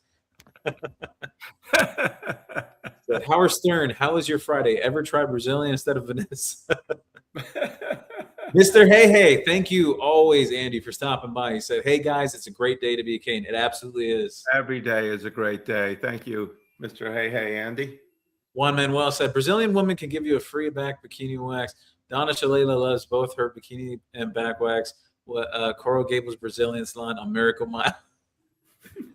Oh, man. Mr. Hey again. So let me get this straight. You find yourself in the kitchen. You see an eclair in the receptacle, and you think to yourself, what the hell? I'll just eat some trash. Wait, Andy doesn't like eclairs? It's a Seinfeld thing. He's George. So one angry black man. Thank you for stopping by. One angry black man was one of my first friends on Facebook, and he's a good friend outside of the show too. So go Canes, baby. I told him one day we got a podcast. He said, Brett, I'm listening to everyone. Mr. Hey, Benny had a blast today at the store, Brett. Well, that's good. I'm glad he was awesome. Check out those Benny videos. They're awesome. And remember, Benny and the boys going to be starting soon on a podcast. Juan Manuel shared here. Gio, Brett, and Mondo, are you ready for the Canes to take the nation by storm in 2026? Health permitting, knock on wood. Miami will have 2 Heisman finalists and shatter offensive and sack records in 26. I'm not sure on the sack records, but I do I'll think take it, Juan Manuel. You sold me. I'll take the offensive side. I do think the offensive side can be done. Mr. Hey, now that's one. Magic Loogie. Hernandez, Roger McDowell. You know who would love this stuff, Mr. Hey? Dono. Dono is a Seinfeld freak. He loves Seinfeld. So Dono would appreciate these. We'll have to have him as a guest one day on our show, if that's allowed. All right. And Mr. Hey will keep him in stitches. Juan Manuel said here, Gio, can you talk about the O-line? There is a buzz picking up that this O-line can develop into something special in 2026. Cantwell, Congdon, Wilkerson, and Buchanan are doing better than expected. Yeah. At least for this year. Look, I'm not going to come out and say that they're going to be better. I think that's very tough to do when you had Francis move on and oh my goodness, the center from last year. You had Brockermeyer move on and Nez Cooper and everything. And Nez Cooper and Francis started for many years. So I think it's difficult for me to jump out and say that this line's automatically going to be better. But I do think maybe the expectations have been kind of raised up a bit with the performance this spring. Does that not sound like a great law firm? Cantwell, Congdon, Wilkerson, and Buchanan. Yeah. Juan Manuel said, hey, it's Miss Hudson and Big Bill up here in Chapel Hill again. Big Bill has heard the NCAA is thinking of having an age limit of 5 years. Big Bill wants to know if this applies to his dating pool of girls. Move over, Big Bill. You got to hear all the New England coaches all New England coaches seem to be out there on the dating cycle. Let's see. Juan Manuel said hands. Mr. Hey said hello. Oh. Kobe Graggs, thank you for always stopping by. He said, go Canes, smash that like button. Yes. Smash that like and subscribe, baby. Like and subscribe. Hassan shared here. Gio and Brett, dynamic duo. Before we start, subscribe and smash the like button. Yes. Absolutely. Kobe Graggs said, okay, Brett with the energy. Jacoby liked your energy. I got it today. I was hurting with the pain and I was hurting on the last one, so I had to be down. But from now on, it's all energy all the time. I love this one from Possum Jenkins. He said here, give us 5 bold takes on the football team for next season. All right. Bold takes. Here we go. I think Darian Mensah has 40 or more touchdowns this year. I think he has 40 or more touchdowns. That's one. Run and pass combined? Yeah. Okay. Number 2, I think Jordan Lyle runs for 600 or more rushing yards this season. Number 3, I think Justin Scott becomes a first-round draft pick. Number 4, I think Miami has 2 1,000-yard receivers this season. Don't hold me to the regular season. I expect Miami to make the playoffs. I think they have 2 1,000-yard receivers this season. And number 5, I mean, it's easy for me to say Jackson Cantwell, a freshman All-American, or even like a J.J. Dunnigan, but I'm going to go with this last one's really tough. I'm really trying to think of it.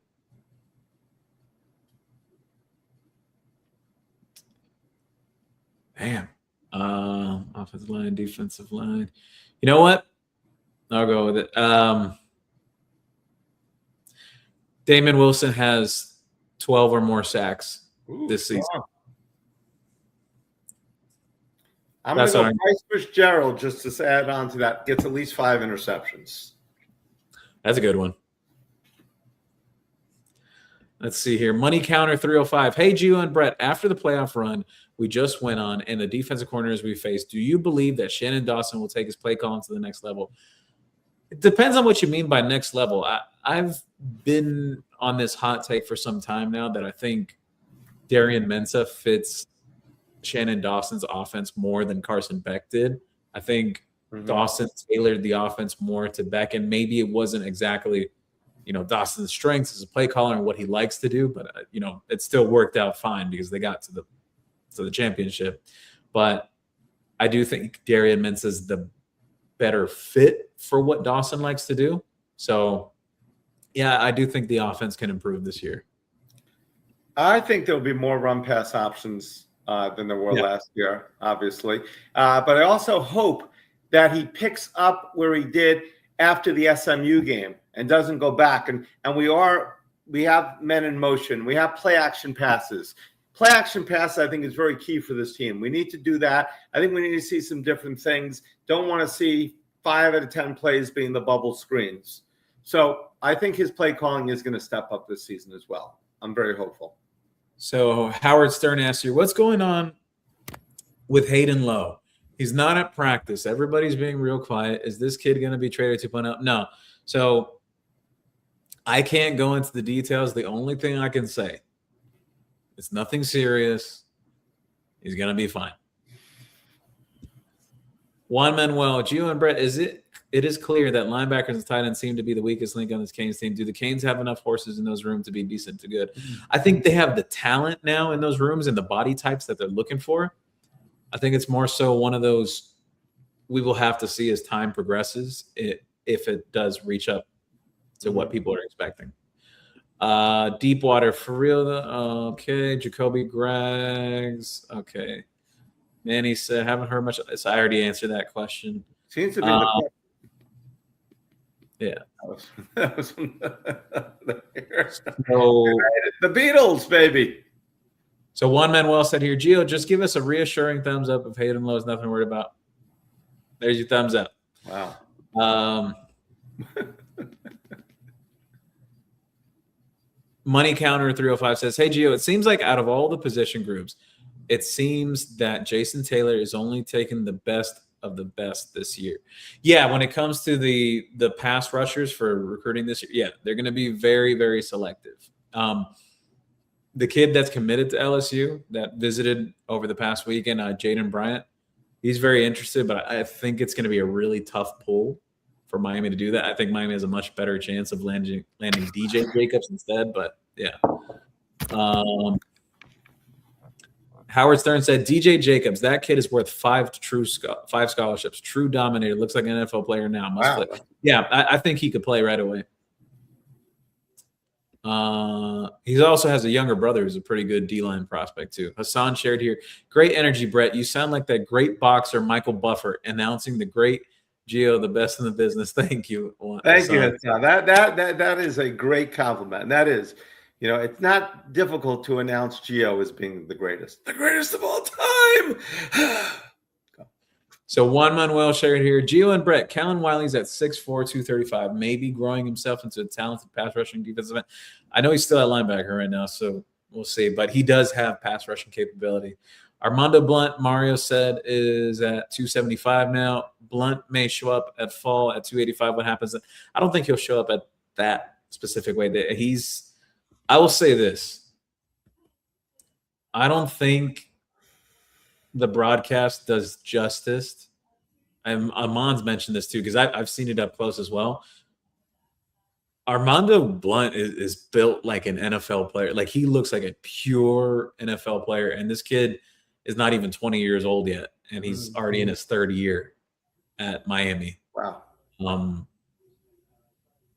He's one of the guys I've mentioned consistently that I'm expecting him to take a big jump this season. I think he can be a difference maker. He's the type of guy that has the ability. People have seen this before. He could play inside and he could play outside. Kind of just that versatility he has brings a lot to the table. I have heard, though, that he's improved quite a bit as a pass rusher now, too. Deep water. Wiley is fine in linebacker. Yeah. I'm excited to see him play. Who, Armando Blunt? No, yeah, him too, but I'm excited to see Wiley play a linebacker. Yeah. Yeah, no, just physically, he's like the I mean, most. we have not had an athlete like that at linebacker in a while. Juan Manuel said, Gio, did Luke Nickel parents pay you for those kind words about this? No, they did not. They did not. Jacoby Grice, Canes baseball just won. They're hot smoking Canes baseball. Yeah, you know what's funny, Brett? We talked about it with Mondo on the last show. You know, there was a lot of fans that came rushing to say, "Oh, fire JD again." You know, they're on that roll with that. But I said at the time, like I said, look, you know, I think people need to calm down. Yeah, you know, it was a bad series or two, but there's no reason why they can't bounce back. There's still a lot to. I mean, they play a season for a reason. Yep. Mr. Hey, being not going down the depth chart, who would be the number all-time quarterback and his backup, and who would be the number one running back and his backup, and who are your top 3 wide receivers? So Mr. Hey is asking an all-timer from Mr. Hey. So who would be my number one quarterback for Miami and his backup? I'm going to go with, I think this one's a no-brainer for me. Cam Ward as your number one. I think he's the most talented Miami has ever had. But then his backup, I'm going to go with Ken Dorsey. How can you go wrong with Ken Dorsey being in that quarterback room, having those two guys as an all-time team? Running back, I'll go – to me, you ask me personally, I think Edgerrin James was the best running back at Miami, just pure career. Mm-hmm. I thought he was Miami through and through. So I'll go Edgerrin James and his backup. This is very tough because Frank Gore had that really great freshman year. Duke Johnson was incredible too. Willis McGahee, Clinton Portis, Otis Anderson. I know, Brett, you love Otis Anderson. Mm-hmm. Otis Anderson, tremendous talent. But I will go right behind Edgerrin James. I'll go Willis McGahee. Just what he did in that one specific season was just phenomenal. Receiver, the 3 receivers that I would pick, Santana Moss. No question behind that because of just the special teams capability. Right after him, Michael Irvin, just the big time game, like playmaking ability. And this is so tough because you can go in so many directions here, but I'm not going to say a current player yet, but I do think Malachi Toney could be one of those all-timers by as long as he stays healthy by the time his career is over at Miami, like the trajectory of time. But I will go – so I said Santana Moss and Michael Irvin. I'm going to go with a guy that doesn't get enough respect too, because I'm going with the special teams capability here too, Eddie Brown. I know people think I would have said like Andre Johnson, but Eddie Brown was a tremendous talent at Miami. Absolutely. Let me just run down guys that you did. Sorry? Who would you go with? I'm going to go. I'm not going to say, I mean, your picks are all great. I could duplicate them, but I won't. I will just go with guys. I'll go number one quarterback to me is Bernie Kosar. He won that first national championship. He beat the Gators the next year. And then Steve Walsh. Steve Walsh, the most underrated quarterback in Canes history, lost one game in the history of the University of Miami game. That was against Notre Dame when Cleveland Gary did not fumble. All right, so I'm going to go right there with number one being Bernie Kosar, number 2 being Steve Walsh. And while we're at it, Cleveland Gary was a phenomenal runner. I'm going to put Cleveland Gary. Nobody talks about him. That's great. Because not only could he catch the ball, he can run and he catch. And another guy that nobody talks about is Stephen McGuire, the touchdown maker. Stephen McGuire, Canes Hall of Fame, great guy, good friend of the store. Steve McGuire against Florida State. Never forget that. Sports Illustrated.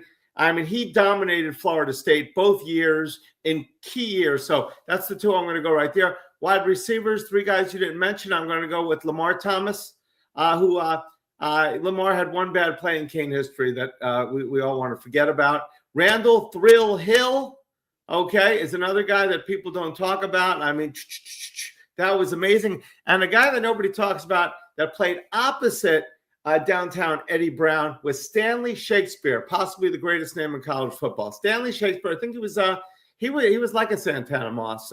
Excellent guy for that first national championship team. And that's the guys I'm bringing to you right now. Honorable mention, of course, we already mentioned OJ. Chuck Foreman, nobody talks about. The first of our great running backs.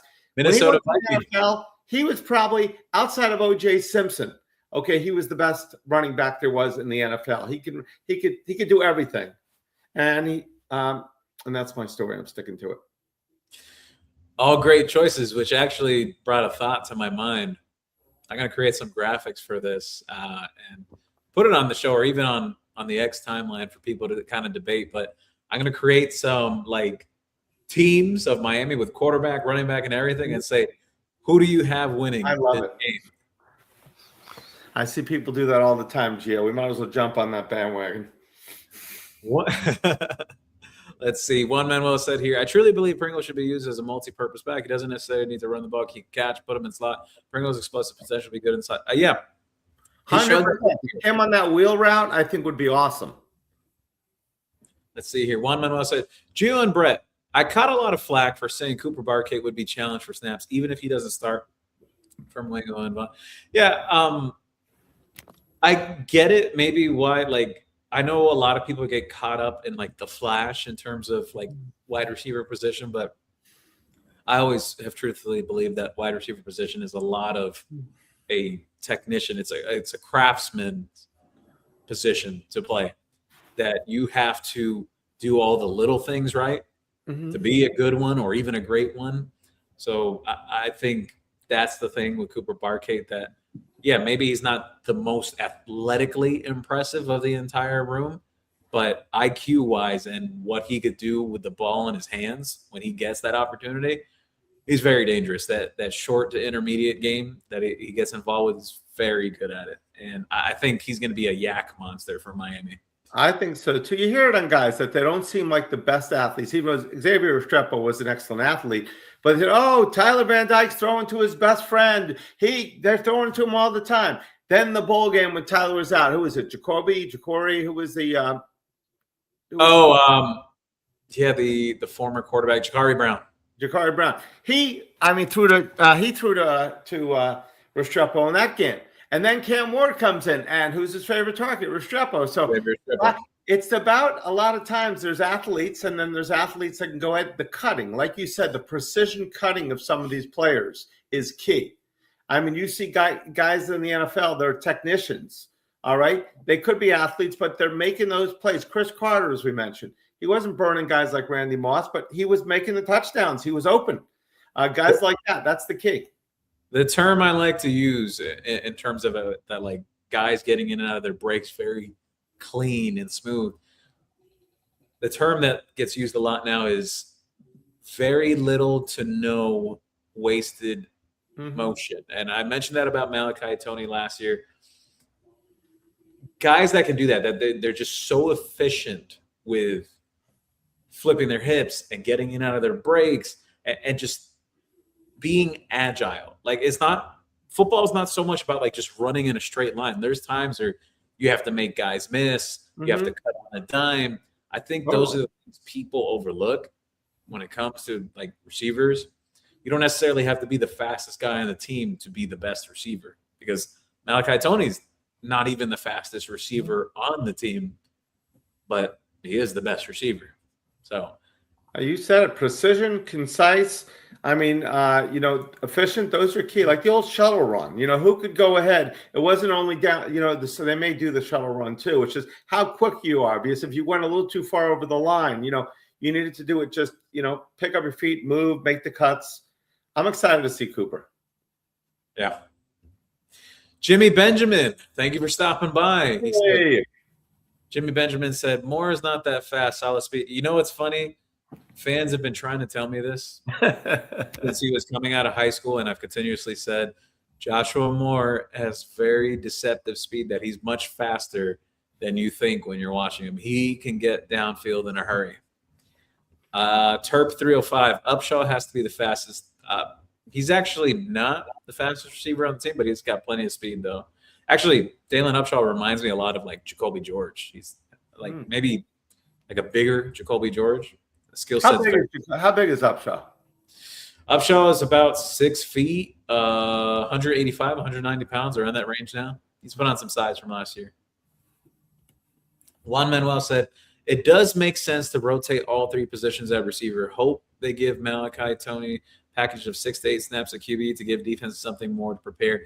Yeah, I'm sure that wrinkle will still stay in the offense. It's funny enough because I remember the first time they started putting Malachi Tony in the Wildcat last year, and I said, how about we coin the term the Mally Cat? The Mally Cat. I like it. It started sticking a few weeks later. People started calling him the Mally Cat. Well, Mensah's such an athlete that can run and pass as well. Is it a positive to take him out and take him away that he is such a dual threat? I know he doesn't like to run. He likes to scramble, but he can do that a little bit better than Carson Beck could do. Yes. Yeah. He can. Let's see here. Juan Manuel said Upshaw is more quick than fast. It's a little bit of both. Howard Stern. Lofton needs to get better as the overall tight end. He needs to learn how to block better right now. To me, it's weird. Yeah, I mean, you can kind of consider him a tweener that, he could play some running back, could play as a fullback, can play some tight end. We'll see. He's been very solid and consistent throughout spring, so we'll see. Howard Stern said, Luka Gilbert needs to get a little more athletic. He's too stiff. He looks like a statue. Yeah, he's not the most agile of the guys, but he can, play vertically, though. Juan Manuel said, it's not Lofton's fault. They're not using him properly. Maybe Briggs could be used as a flex tight end. That's actually what I believe Israel Briggs' future is as a flex tight end. You better love somebody. Thank you for stopping by. I love that name too. He said the best roster. He said the best roster since 2001. Ooh. I agree. That's a strong statement, but 2002 wasn't too bad either. In 2003, when they had Taylor and all those guys. But this is all we need is a championship for these guys to feel that way.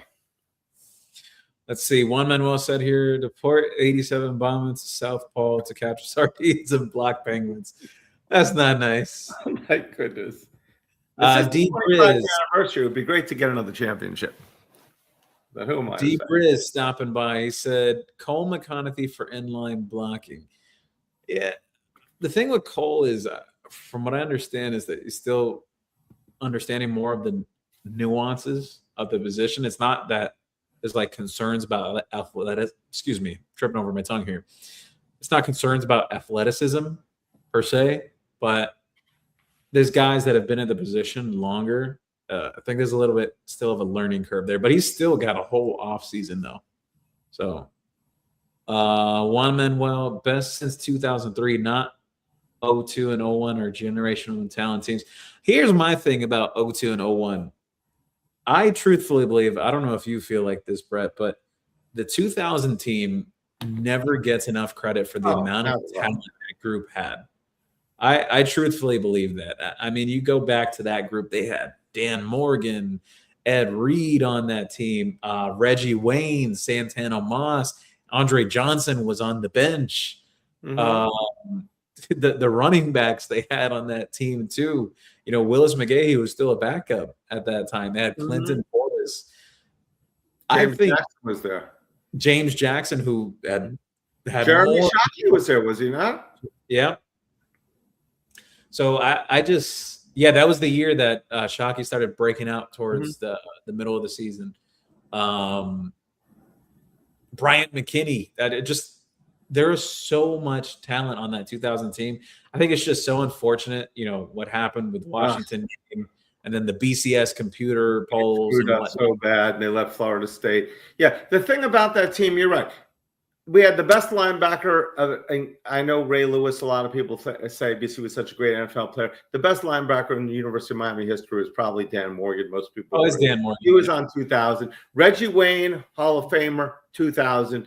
Santana Moss, Washington Redskin Hall of Famer, amazing in what he did. Just like you said, one of the greatest Hurricanes of all time with what he could do with punt returns. We've had a lot of great punt returners. We've had a lot of great receivers. Nobody did them both like Santana. Yeah. So those three guys missing. Now you can say Sean Taylor came to the 2001 one team. That I don't think he was on 2000, but that 2000 team was very, very underrated. Yeah, I don't think they get enough credit in terms of like talking about like the NFL talent that was on that team. It's unfortunate that team didn't win a championship. They probably would have if they were given the right to play in the championship game. But you know what the difference is, Gio? What happened? You know what the difference in 2001 and 2000 is? What is it?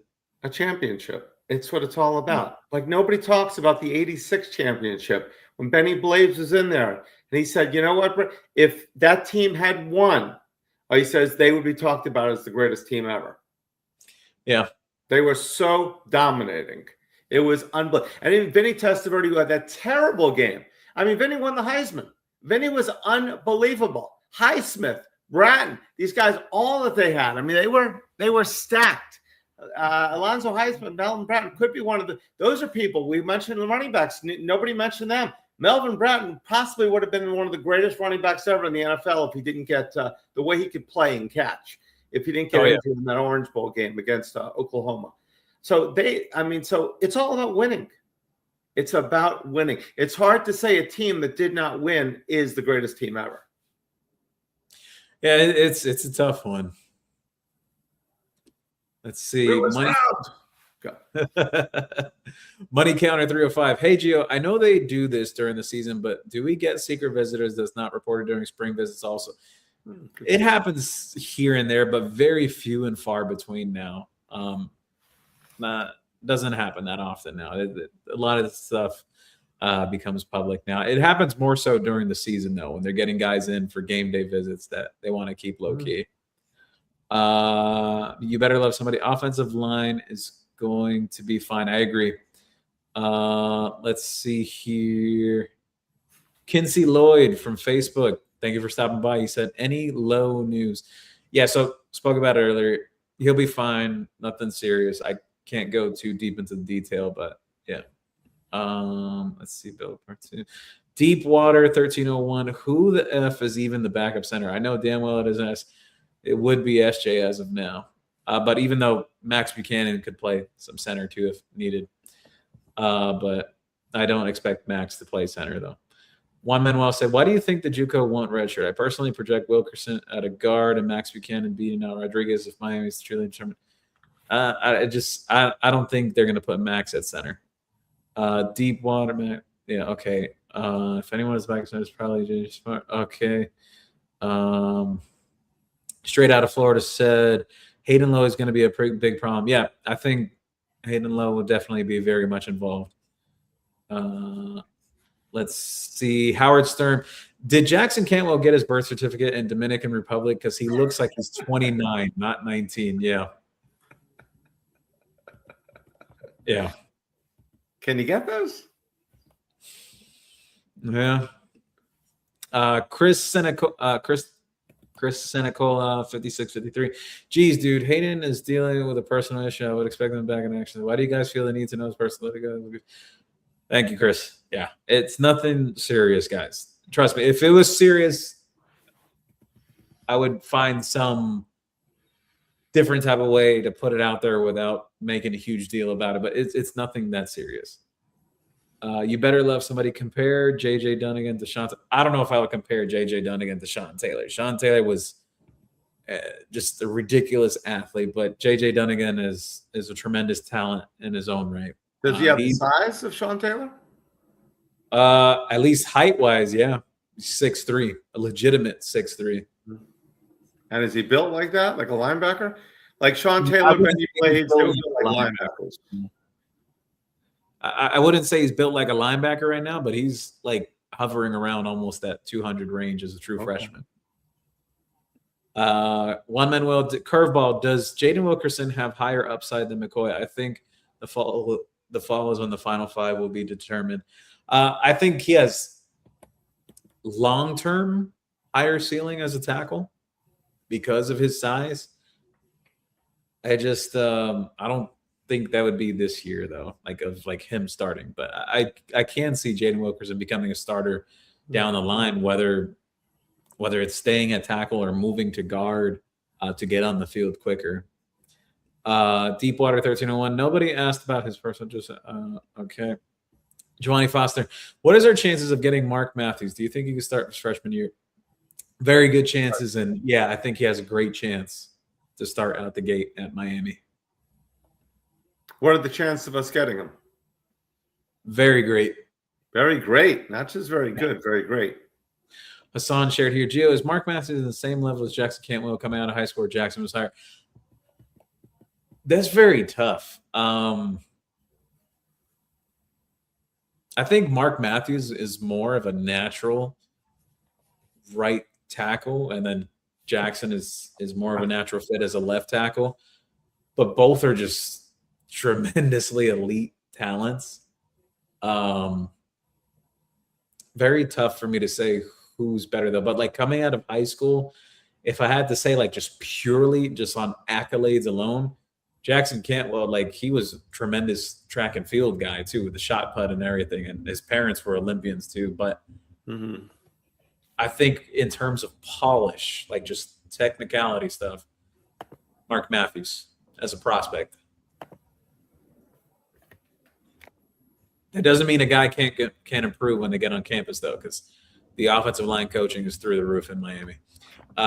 You better love somebody. Canes' defensive line is coming in waves. Yep, I agree. I think there's going to be a rotation this year. Juan Manuel, Brett, Ahmad and Justin and Scott will give you deja vu of Miami 1989. Russell Maryland and Cortez Kennedy. Even Bernard Clark as Mohamed Toure. That is quite impressive because Cortez Kennedy, one of the he's most underrated probably defensive tackle in the NFL. He was a beast as well, and unfortunately his life was cut down too short. Russell Maryland, first pick in the draft, he was a beast. Bernard Clark, I remember the game he had when George Meyer Jr. was suspended or so. Bernard Clark against Oklahoma or so, just unbelievable. So if we get those three guys out of the three guys you're mentioning, we are going to be unstoppable. See, Deepwater said Lightfoot's going to be the real problem on the edge. Yeah, I expect him to be tremendously involved this year. He'll have a bigger role. About him. Giovanni Foster, Conrad Hussey is so underrated. He's great against the run. Yes, you're correct. He is a good run defender. I think Hussey's underrated after too. Giovanni Foster said, how good is Kamal Bonner? Very good playing downhill, in much better shape this offseason than he was a year ago. They're expecting him to be a pretty significant contributor this year. Juan Manuel, I think if Armando Blunt and Hayden Lowe start, I have no idea. I have no doubt they can start at the edge. How is Pickett and Shari Charles doing? Shari Charles, naturally one of the strongest guys in the defensive end room. He's like, I literally have been told, like, workout freak. Still needs a little more time and seasoning, but very talented though. Booker Pickett, very talented as a pass rusher. It's just more so improving the ability in terms of playing against the run. I do think he's going to see some time this year. He'll be somewhere there in the rotation, but I don't know if it would be necessarily towards the top of it. Giovanni Foster, do you see any improvement with Dalen Upshaw? I would say the improvement, because I think he was pretty impressive even last year, like when he got the opportunities he had. But I would say just more effectively stronger, like just able to be more physical now because of the muscle that he's put on. It's effective weight gain. That's the words I would use. Giovanni Foster said, who has number 4 on defense? No one has number 4 on right now, but I had heard before the spring that there's a chance that OJ Frederic would have won a number 4, but that hasn't happened yet, so we'll see. Hurricane Sean, 12-0 season loading. From your mouth to God's ears, hopefully that does happen. I think a lot of people will be celebrating. I want 15 if that's the case. Hurricane Sean said, how many linebackers do we think will rotate this season? I think a group of like 4 to 5 guys was the likely rotation you'll see at linebacker. Giovanni Foster, I'm happy to see Chase Smith stayed the course, developed, and didn't transfer. Absolutely. That is a guy that he has fought through. He had several injuries in his career here. Really promising start to his career. When he was a true freshman, he flashed a lot. Ridiculous athlete coming out of high school. He's actually a legacy kid too. His father was Willie Smith, 81, who played for the Hurricanes way back as a tight end. Really talented tight end himself. But yeah, I mean, Chase has battled through everything, and this can absolutely be a season where he makes the biggest impact through his career. Let's see. Giovanni Foster said Pruitt is very good, especially covering tight ends. Yes, correct. Deepwater said, "What happened to the JUCO corner from California?" You're talking about the 6'3" corner. He's going to be playing in fall ball. Mr. HD, Gio heard about that foot injury. Hurricane Sean said Ryan Mack. Haven't heard much feedback yet on Ryan Mack to this point. He is practicing and healthy now. Like, he's not held out, no limited stuff. He's full on practicing.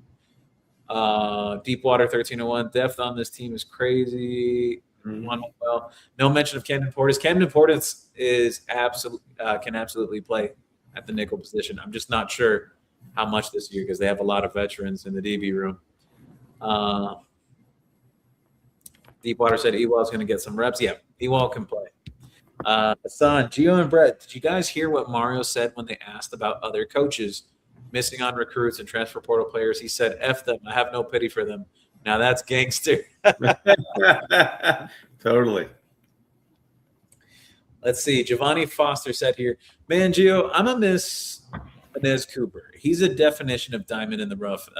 Yeah, absolutely. Even a guy like Ahmad Moten, both of those guys came from that transition class that when Mario only had like a week and a half, 2 weeks to recruit. Incredible the type of players those guys turned out to be.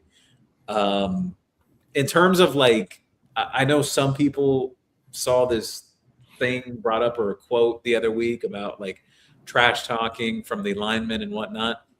I will say this, and this is from personal experience of some of these guys I've talked with over the years. Max Buchanan is a guy who could definitely talk if needed, like to be a trash talker, a rah-rah guy. He can absolutely step into a role like that per se, but I don't know if it's necessarily necessary, but he can do that just from interactions I've had with him in the past. But yeah, I think the offensive line is going to be fine. Hurricane Sean said, I'm still worried about the tight end position. Rightfully so. I think it's more of a wait-and-see thing over time. I don't think anything's settled there. Canes Jones, it's because social media has everyone leaving every year, even if the athletes have never mentioned they were even going to the portal. Absolutely. Fans are very guilty of this, trying to push guys out the door. Excellent point. Howard Stern, Gio, is it true that John Summerall is an inbred? If that is true, he would fit perfectly. What is Howard Stern's thing with John Summerall? He hates John Summerall. Yes, it must. Does he know him from a former life or the current one? Juan Manuel Ventura. Hey, my mama said I was special. She even put me on a show. Oh my God.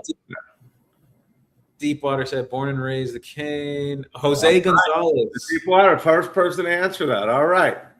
Is he the first person to answer that one? Jose Gonzalez shared here. I've been following the Canes when Schnellenberger was named head coach. He reminded me of the college Don Shula. I think that's fair to say.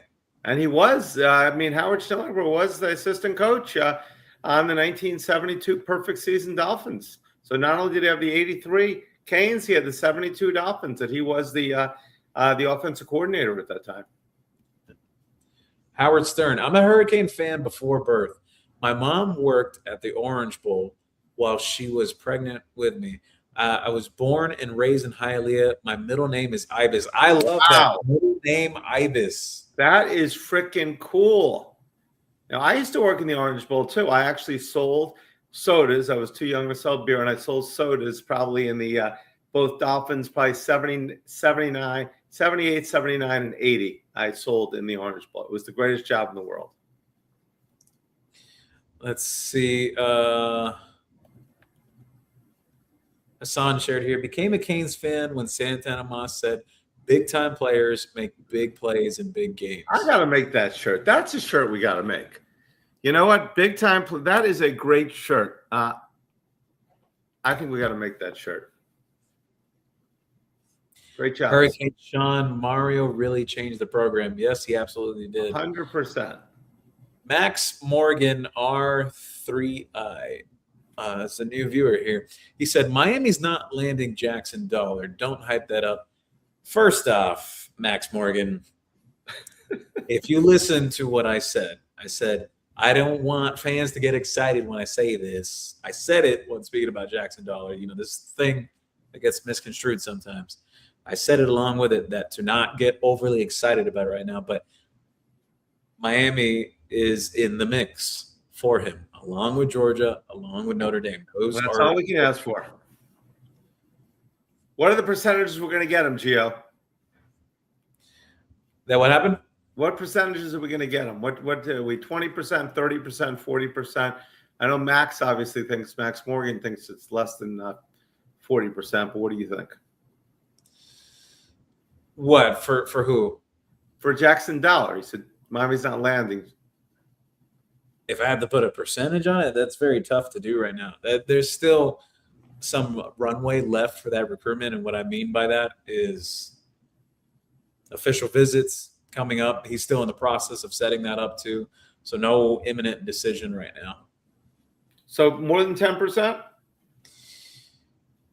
More than 1%? Yeah, more than 1%. Right. So you're saying there's a chance? Yeah, well, look, they're going to have to battle. They're absolutely going to have to battle for him, but they are absolutely in the mix, though. All right. Deepwater 1301. I'm 37. I was 13 in 2001. I remember it all since I was about 8 in 1996. Wow. Hurricanes forever. All right. Hurricane said FSU was born in 1988. Max Morgan said here his dad is the only FSU fan. You're talking about Bryson, right? Yeah. Trigger one. Bryson said Miami was his first offer. If you watch his YouTube Best in the World videos, you'll see his blankets on his bed is Miami also. Just throwing that out there. We have a lot of insiders here. I like it. Max Morgan said, you haven't heard the inside info on Oregon's DB coach and Dante Wright. Is he asking you or telling you? And then he said, Max Morgan said, LOL, you're a joke. If Miami lands 4 to 5, 5 stars to number 1. Well, Max Morgan, I don't know why you're coming with a hostility, but yes, Miami absolutely is in the mix for Jackson Dollar. And the other thing, yeah, I do know about the DB situation and that Miami hasn't landed, well, not saying landed, that they haven't officially hired a defensive back coach. None of that is any groundbreaking news to me, nor is Dante Wright being on Miami's radar or that he's visited or that they're in the mix with him. But if you want to challenge me, go ahead, fine. But yeah. Not Peter picking on you again. If Miami can bring in the Oregon cornerbacks coach to hire him and everything, yeah, that will change a lot with the Dante Wright recruitment. But stop. I think Max sounds like he's another podcaster. I don't know, Max, but thank you for joining the show. We appreciate the insight. Howard Stern shared here, Gio, if a lot of kids reclassify, do you see them taking about 25 to 30 kids? No. I don't think they would take 30. Max Morgan said, no, there's not going to be 30 kids. What are you talking about?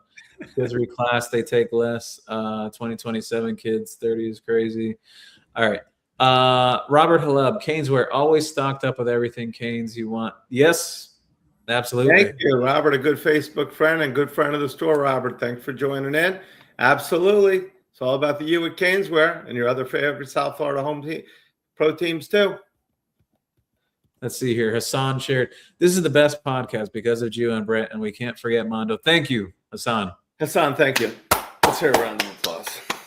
Awesome Jenkins said, tell us some of the things other teams say to recruit against Miami.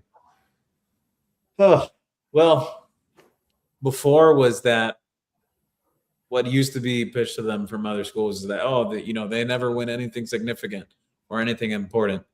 Now that's out the window. That can't be said anymore. Mm-hmm. The other thing was your coach isn't going to be here next year. The other thing was all the propaganda coming from the SEC programs when Miami was closing in on landing Jackson Cantwell last year. Just the things that were being said behind the scene and about like, oh, Miami can only land these guys because they put so much money. The SEC schools are doing the same thing too. They're putting out 6-7 figure deals. There's no difference. Miami's not the only program that does so. It's just convenient to say that they are. Mm-hmm. Hassan shared. Gio also heard 5-star quarterback in 2029 visiting Miami. Yeah, someone at Miami shared the visitors list here with me. Actually, I'll list it off right here. Got it over a text right here. So, 2029 quarterback. You're talking about Christian Cipher from the state of Georgia. Yes, Miami's already offered him some months back. He's going to be on campus. The JUCO offensive tackle is on campus this weekend as well for practice number 12, which is tomorrow, Saturday. Jimmy Callis, a 4-star offensive lineman from the state of Pennsylvania. George Selvey, if anyone remembers that name, that is the son of the former pass rusher who played at USF, George Selvey, with, when they went on that little run that they were up in the top 5 in the polls and everything. That's his son, who's one of the best offensive lineman prospects in the entire country. He's awesome. For 2028. Max Jones from IMG Academy, 2028 offensive lineman. Dominic Butler from Allen Academy in Texas. DeMarcus DeRoche, Miami commit. Holden Namey, 2027 tight end. They're evaluating even more at the position right now. Frederick Ards from Orlando Jones, same high school as Darian Coleman. King Thibodeau from Texas, 2027. Caleb Exum from Florida, another defensive lineman. Nicholas Stevens, an offer that Miami has out to the Matha Catholic in the area of the DMV in Maryland. Carlos Lopez, cornerback from Monarch, who's class of 2029 that Miami has offered in recent months as well. And John Gay III, 2027 safety from Chaminade Madonna Prep, just down the road in Hollywood, Florida. But yeah, Hassan, they're gonna have some visitors on campus tomorrow. Robert Halab, do you think there's a team deeper on either side of the football this year? I think it's pretty balanced, honestly. I think it's balanced. I think a lot of the position groups have things very settled or have the depth that's needed. I guess the two positions everyone can point to that maybe there's some question marks that you want to wait to see is it's like tight end and linebacker. So I think it's balanced. I think it's even. Johnny Jackson, the Emperor. I love this name. Miami runs the state and it won't let up. Johnny Jackson, you have the account name of the night. It is the account name. And I have Johnny Jackson at CanesWear. I don't think it's the same Johnny Jackson, though. Howard Stern shared here. Caneville just predicted Mason Johnson Cook to Miami. I think everyone has at this point. I put mine in last Saturday at 11:01. Screenshot for that too. Johnny Jackson, the Emperor. Canes stay winning. Beating the SEC in recruiting was once impossible. Yep. Exactly. The tables have turned. No longer tier 2. We're tier 1, baby. Golden Child 305. Seeing plenty of new viewers here tonight. Gio and Brett, why do fans keep trying to build a narrative around Hayden Lowe? Let them develop and grow up. Yes, I'm with you. There's fans overreacting to the situation. It's nothing serious. We all like instant gratification nowadays. Everybody wants to know everything. There's no more snail mail. There's no more, writing a letter. It's instantaneous. So, but you know what? Everybody's curious.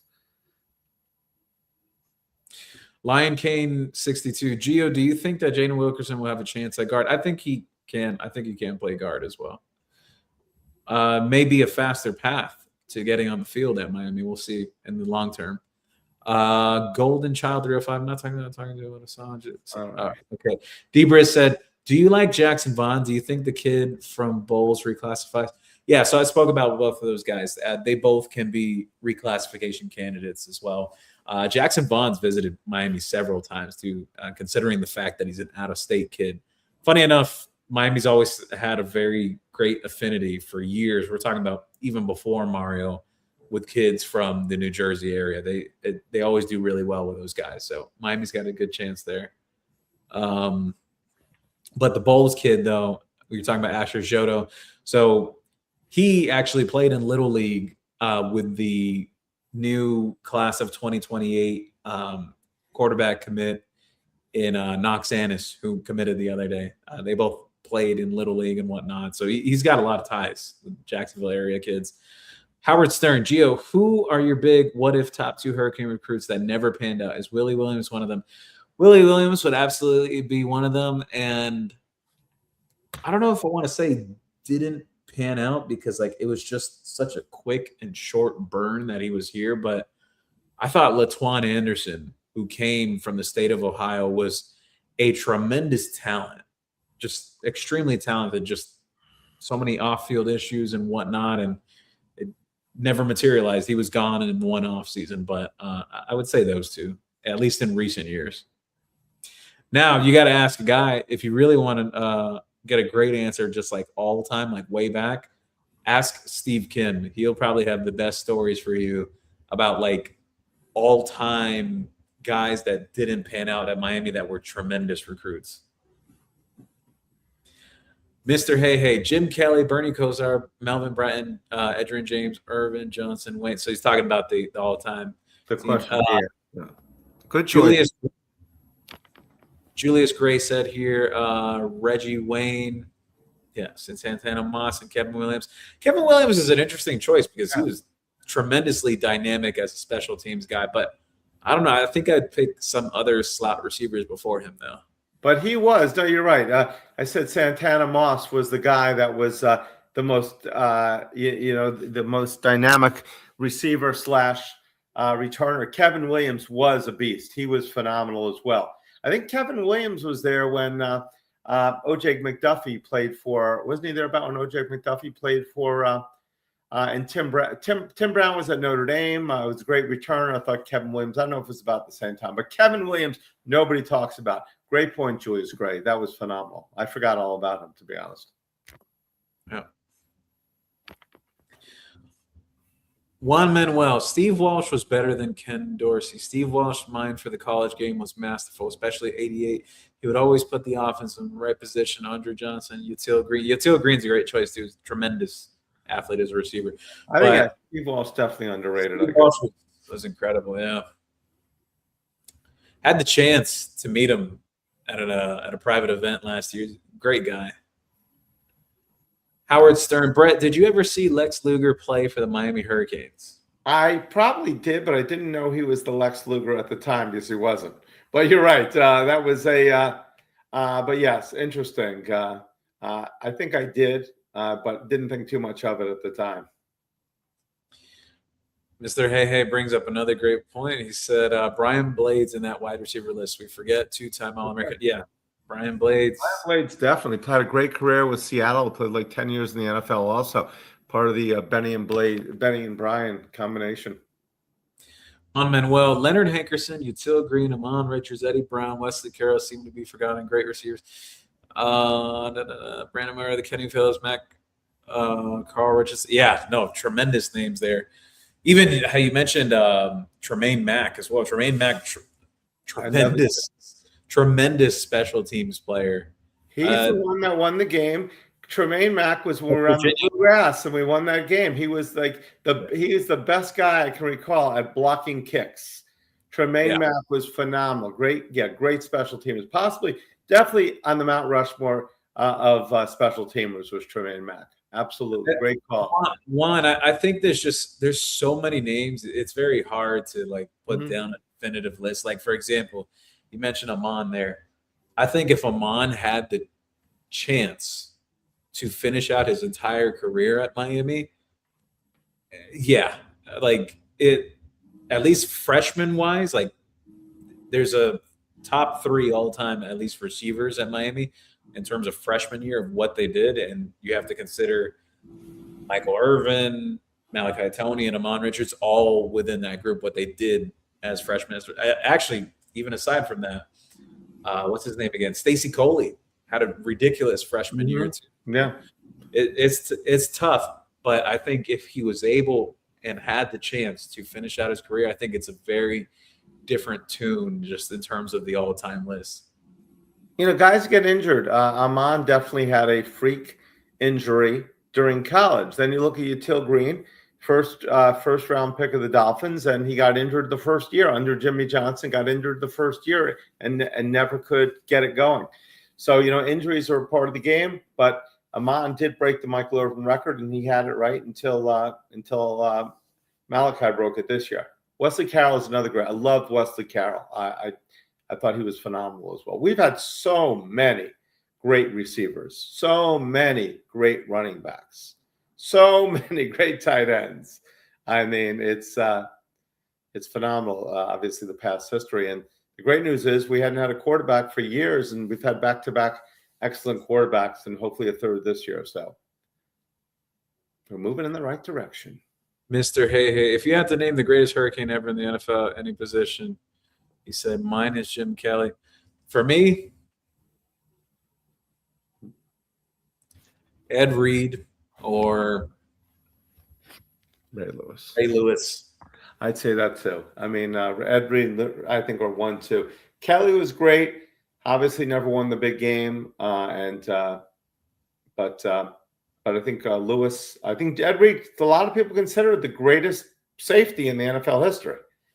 I mean, some people consider. A lot of people consider Ray Lewis up there with Dick Butkus and Lawrence Taylor.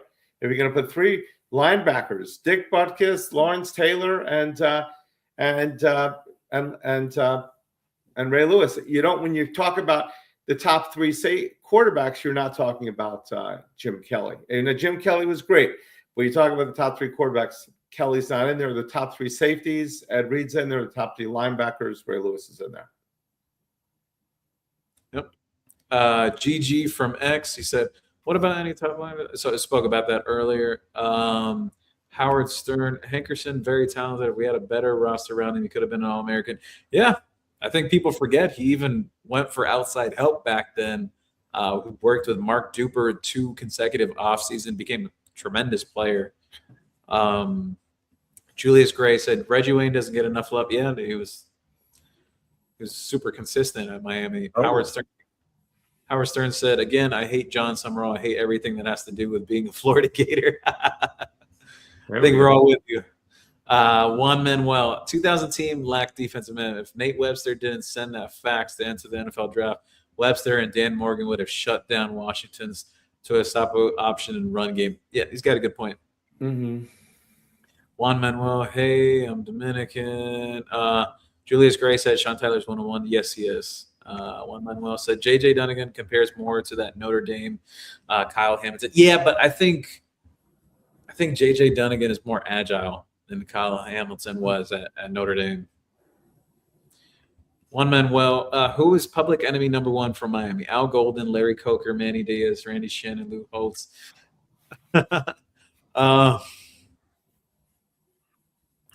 I guess just for the longevity of it, you have to say a guy like Al Golden or maybe a Manny Diaz. It's hard to say your own coaches were public enemy number one. Well, at least for the fans, yeah. For the fans, yeah, they wanted everybody. Heck, they wanted Jimmy Johnson gone. They flew a plane to get rid of Butch Davis also. Yeah. Martin Dubé shared here with his measurements. Will Ashari Charles make it at Miami? I think he will. He's about like 6'2", 6'3" range. I know he's close to about 240 pounds now. Naturally, one of the strongest guys in the DN room. I just think that room is so deep overall, though, with the defensive ends. I think there's certain guys that you may not see right away out of the gate, but eventually become contributors or difference makers down the line. To me, Brett, I'll be honest. At this point at Miami, for you to play right away, you have to be a special talent. Oh, absolutely. Miami's reached that point again. Absolutely. Like, these guys that come in like a Jackson Cantwell, they're ready. I mean, it's Golden Child 305. I hope FSU keeps Norvell for another 10 years. Well, right now, I will tell you who's not public enemy number one for the Miami Hurricanes, and that is Coach Norvell. Let's see. JV shared here. JV Kane, good old friend of mine, 17, 18 years now. He's been a Kane fan forever.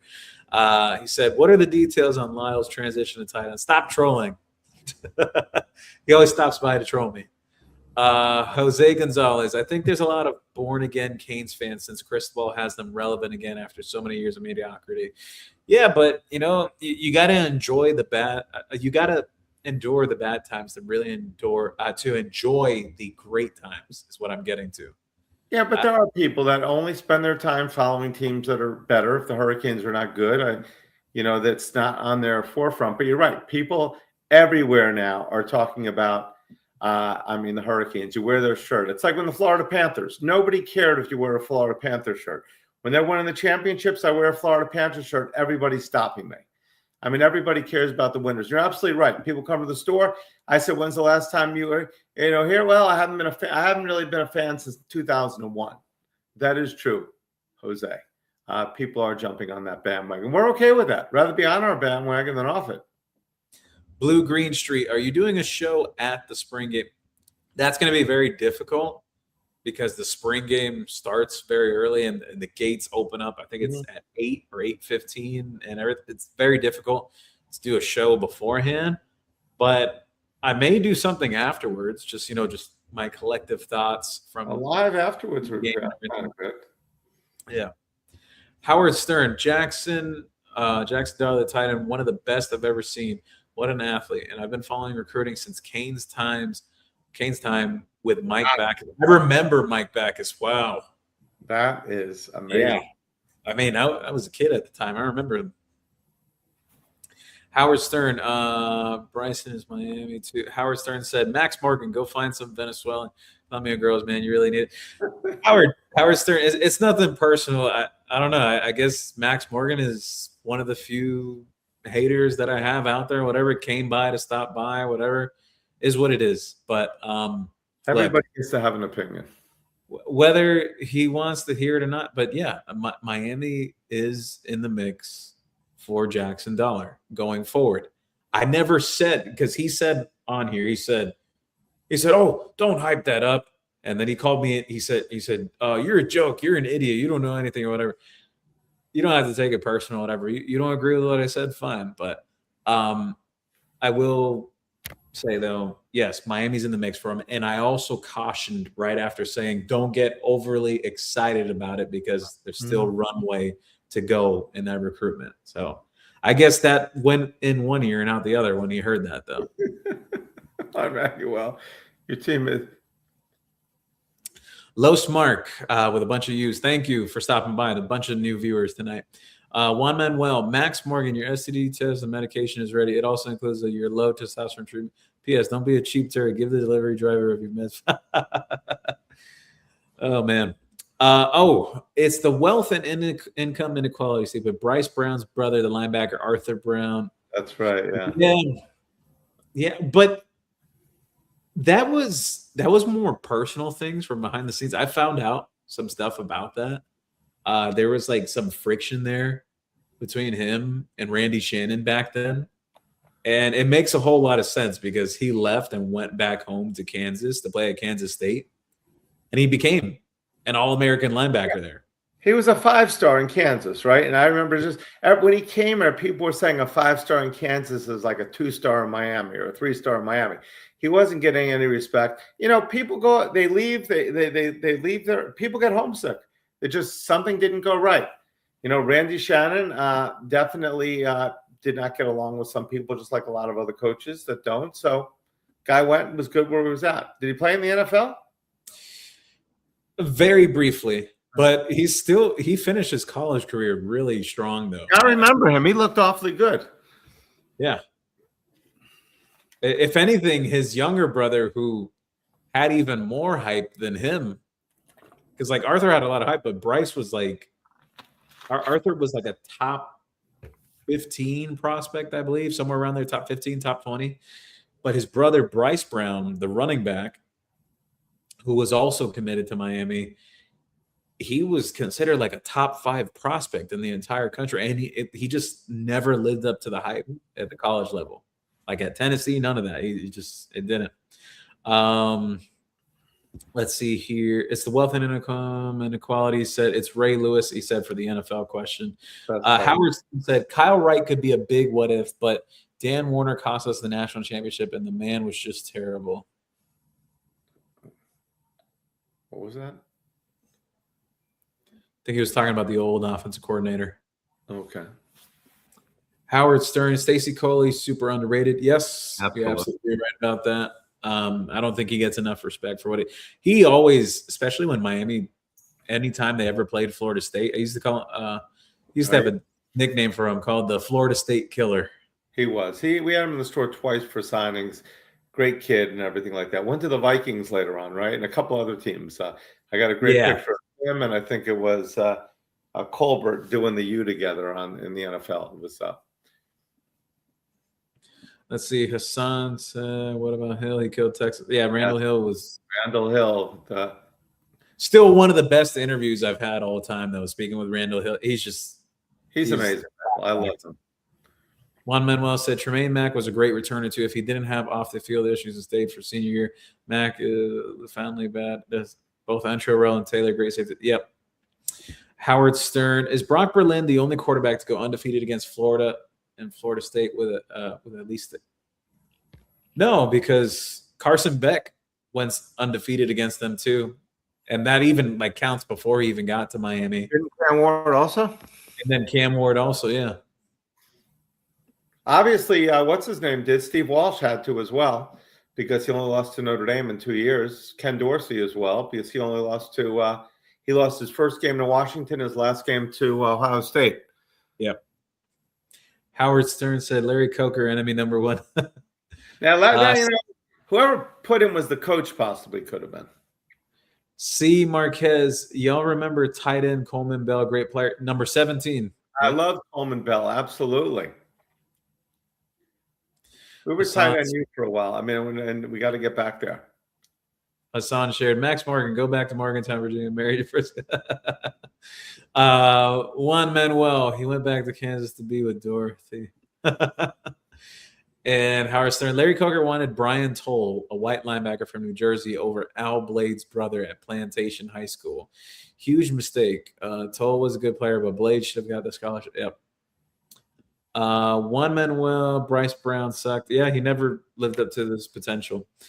Let's see. Blue Green Street, any basketball portal intel. I like Miami's chances with Caden Lewis, and I don't want to butcher this kid's first name, but the center from Georgia. He's going to be on campus this weekend, and there's potentially other visits he may take, but Miami feels good about their chances with him as well. But I think Caden Lewis is as close to a done deal as it can be, though. Howard Stern, guys, we got to be so grateful for the recruiting and players we have. I remember 2004, we only got a tight end to commit on offense, no quarterback, no running back, no receiver. Wow. Yes, yeah. Yeah. And the last one of the night, Jose Gonzalez. Horace Copeland helped Gino Toretta look pretty good in his time as well. Horace Copeland never gets enough respect. Tremendous, absolutely ridiculous track and field athlete. Yeah. He was amazing. And it's funny because Benny brought up today, Benny Blade says, too bad because they all did track. Everyone did track and field, all the players. It was and then they stopped it, that the players aren't doing track. He said everybody did it. And obviously there's legends like Santana Moss and Horace Copeland, but they were all part of the track and field system as well. So they don't do that anymore. Yeah, times have changed. With that said, though, that's it for tonight. But thank you, everyone, for stopping by. Please make sure to like, share, and subscribe to the channel, youtube.com/CanesWear. Make sure to shop at CanesWear. There is exclusive benefits and discounts on the CanesWear app on the Apple and Google stores. Also, make sure tomorrow in the morning, the Malachi Tony jerseys will be going live for sale. If you want to get one, stay locked in onto your phone, your computer, your laptop, whichever device you're using to make any of your purchases. But those will be on sale tomorrow, Brent, right? 10 a.m. We've got a limited amount of black ones. We have a limited amount of orange ones. We don't have every size in each color, but This is just a run of the number one jerseys. We will have plenty for the season as well, and before the season starts. But for right now, this is all we'll have until probably July. But we've got that. We've got that Mario's Army shirt. A lot of other cool things coming. Remember, like Gio says, like and subscribe to the YouTube channel. Download the app for instant notifications and other specials and prizes and things like that. And again, thank you for everybody. We had over 1,000. We have over 1,000 people right now. Over 1,000 people for sure watching the show. We're the latest show. I'm stalling till midnight, so we can say this was a 2-day show. It's 11:59 right now, Gio. So it's just great to be in Miami Hurricanes. We have basketball information coming up soon. Remember Gio's mailbag if you have any questions or so, and it'll be on the CanesWear Publishing on the app as well as on the website. Sunday it's going to be. Gio was saying Sunday, and next week Gio is going to be with Amon. Remember Sunday or Monday, right? Gio and I will be back with Mondo on Tuesday and Thursday. We're looking at a new show premiering on Wednesday. So a lot of exciting things happening. So thank you for joining us on the CanesWear podcast. Thank you for subscribing and liking CanesWear TV. And now it's 12 o'clock. It's the latest show in broadcasting. Thank you very much, everybody. It's all about the U. We love you all. And go Canes. Go Canes.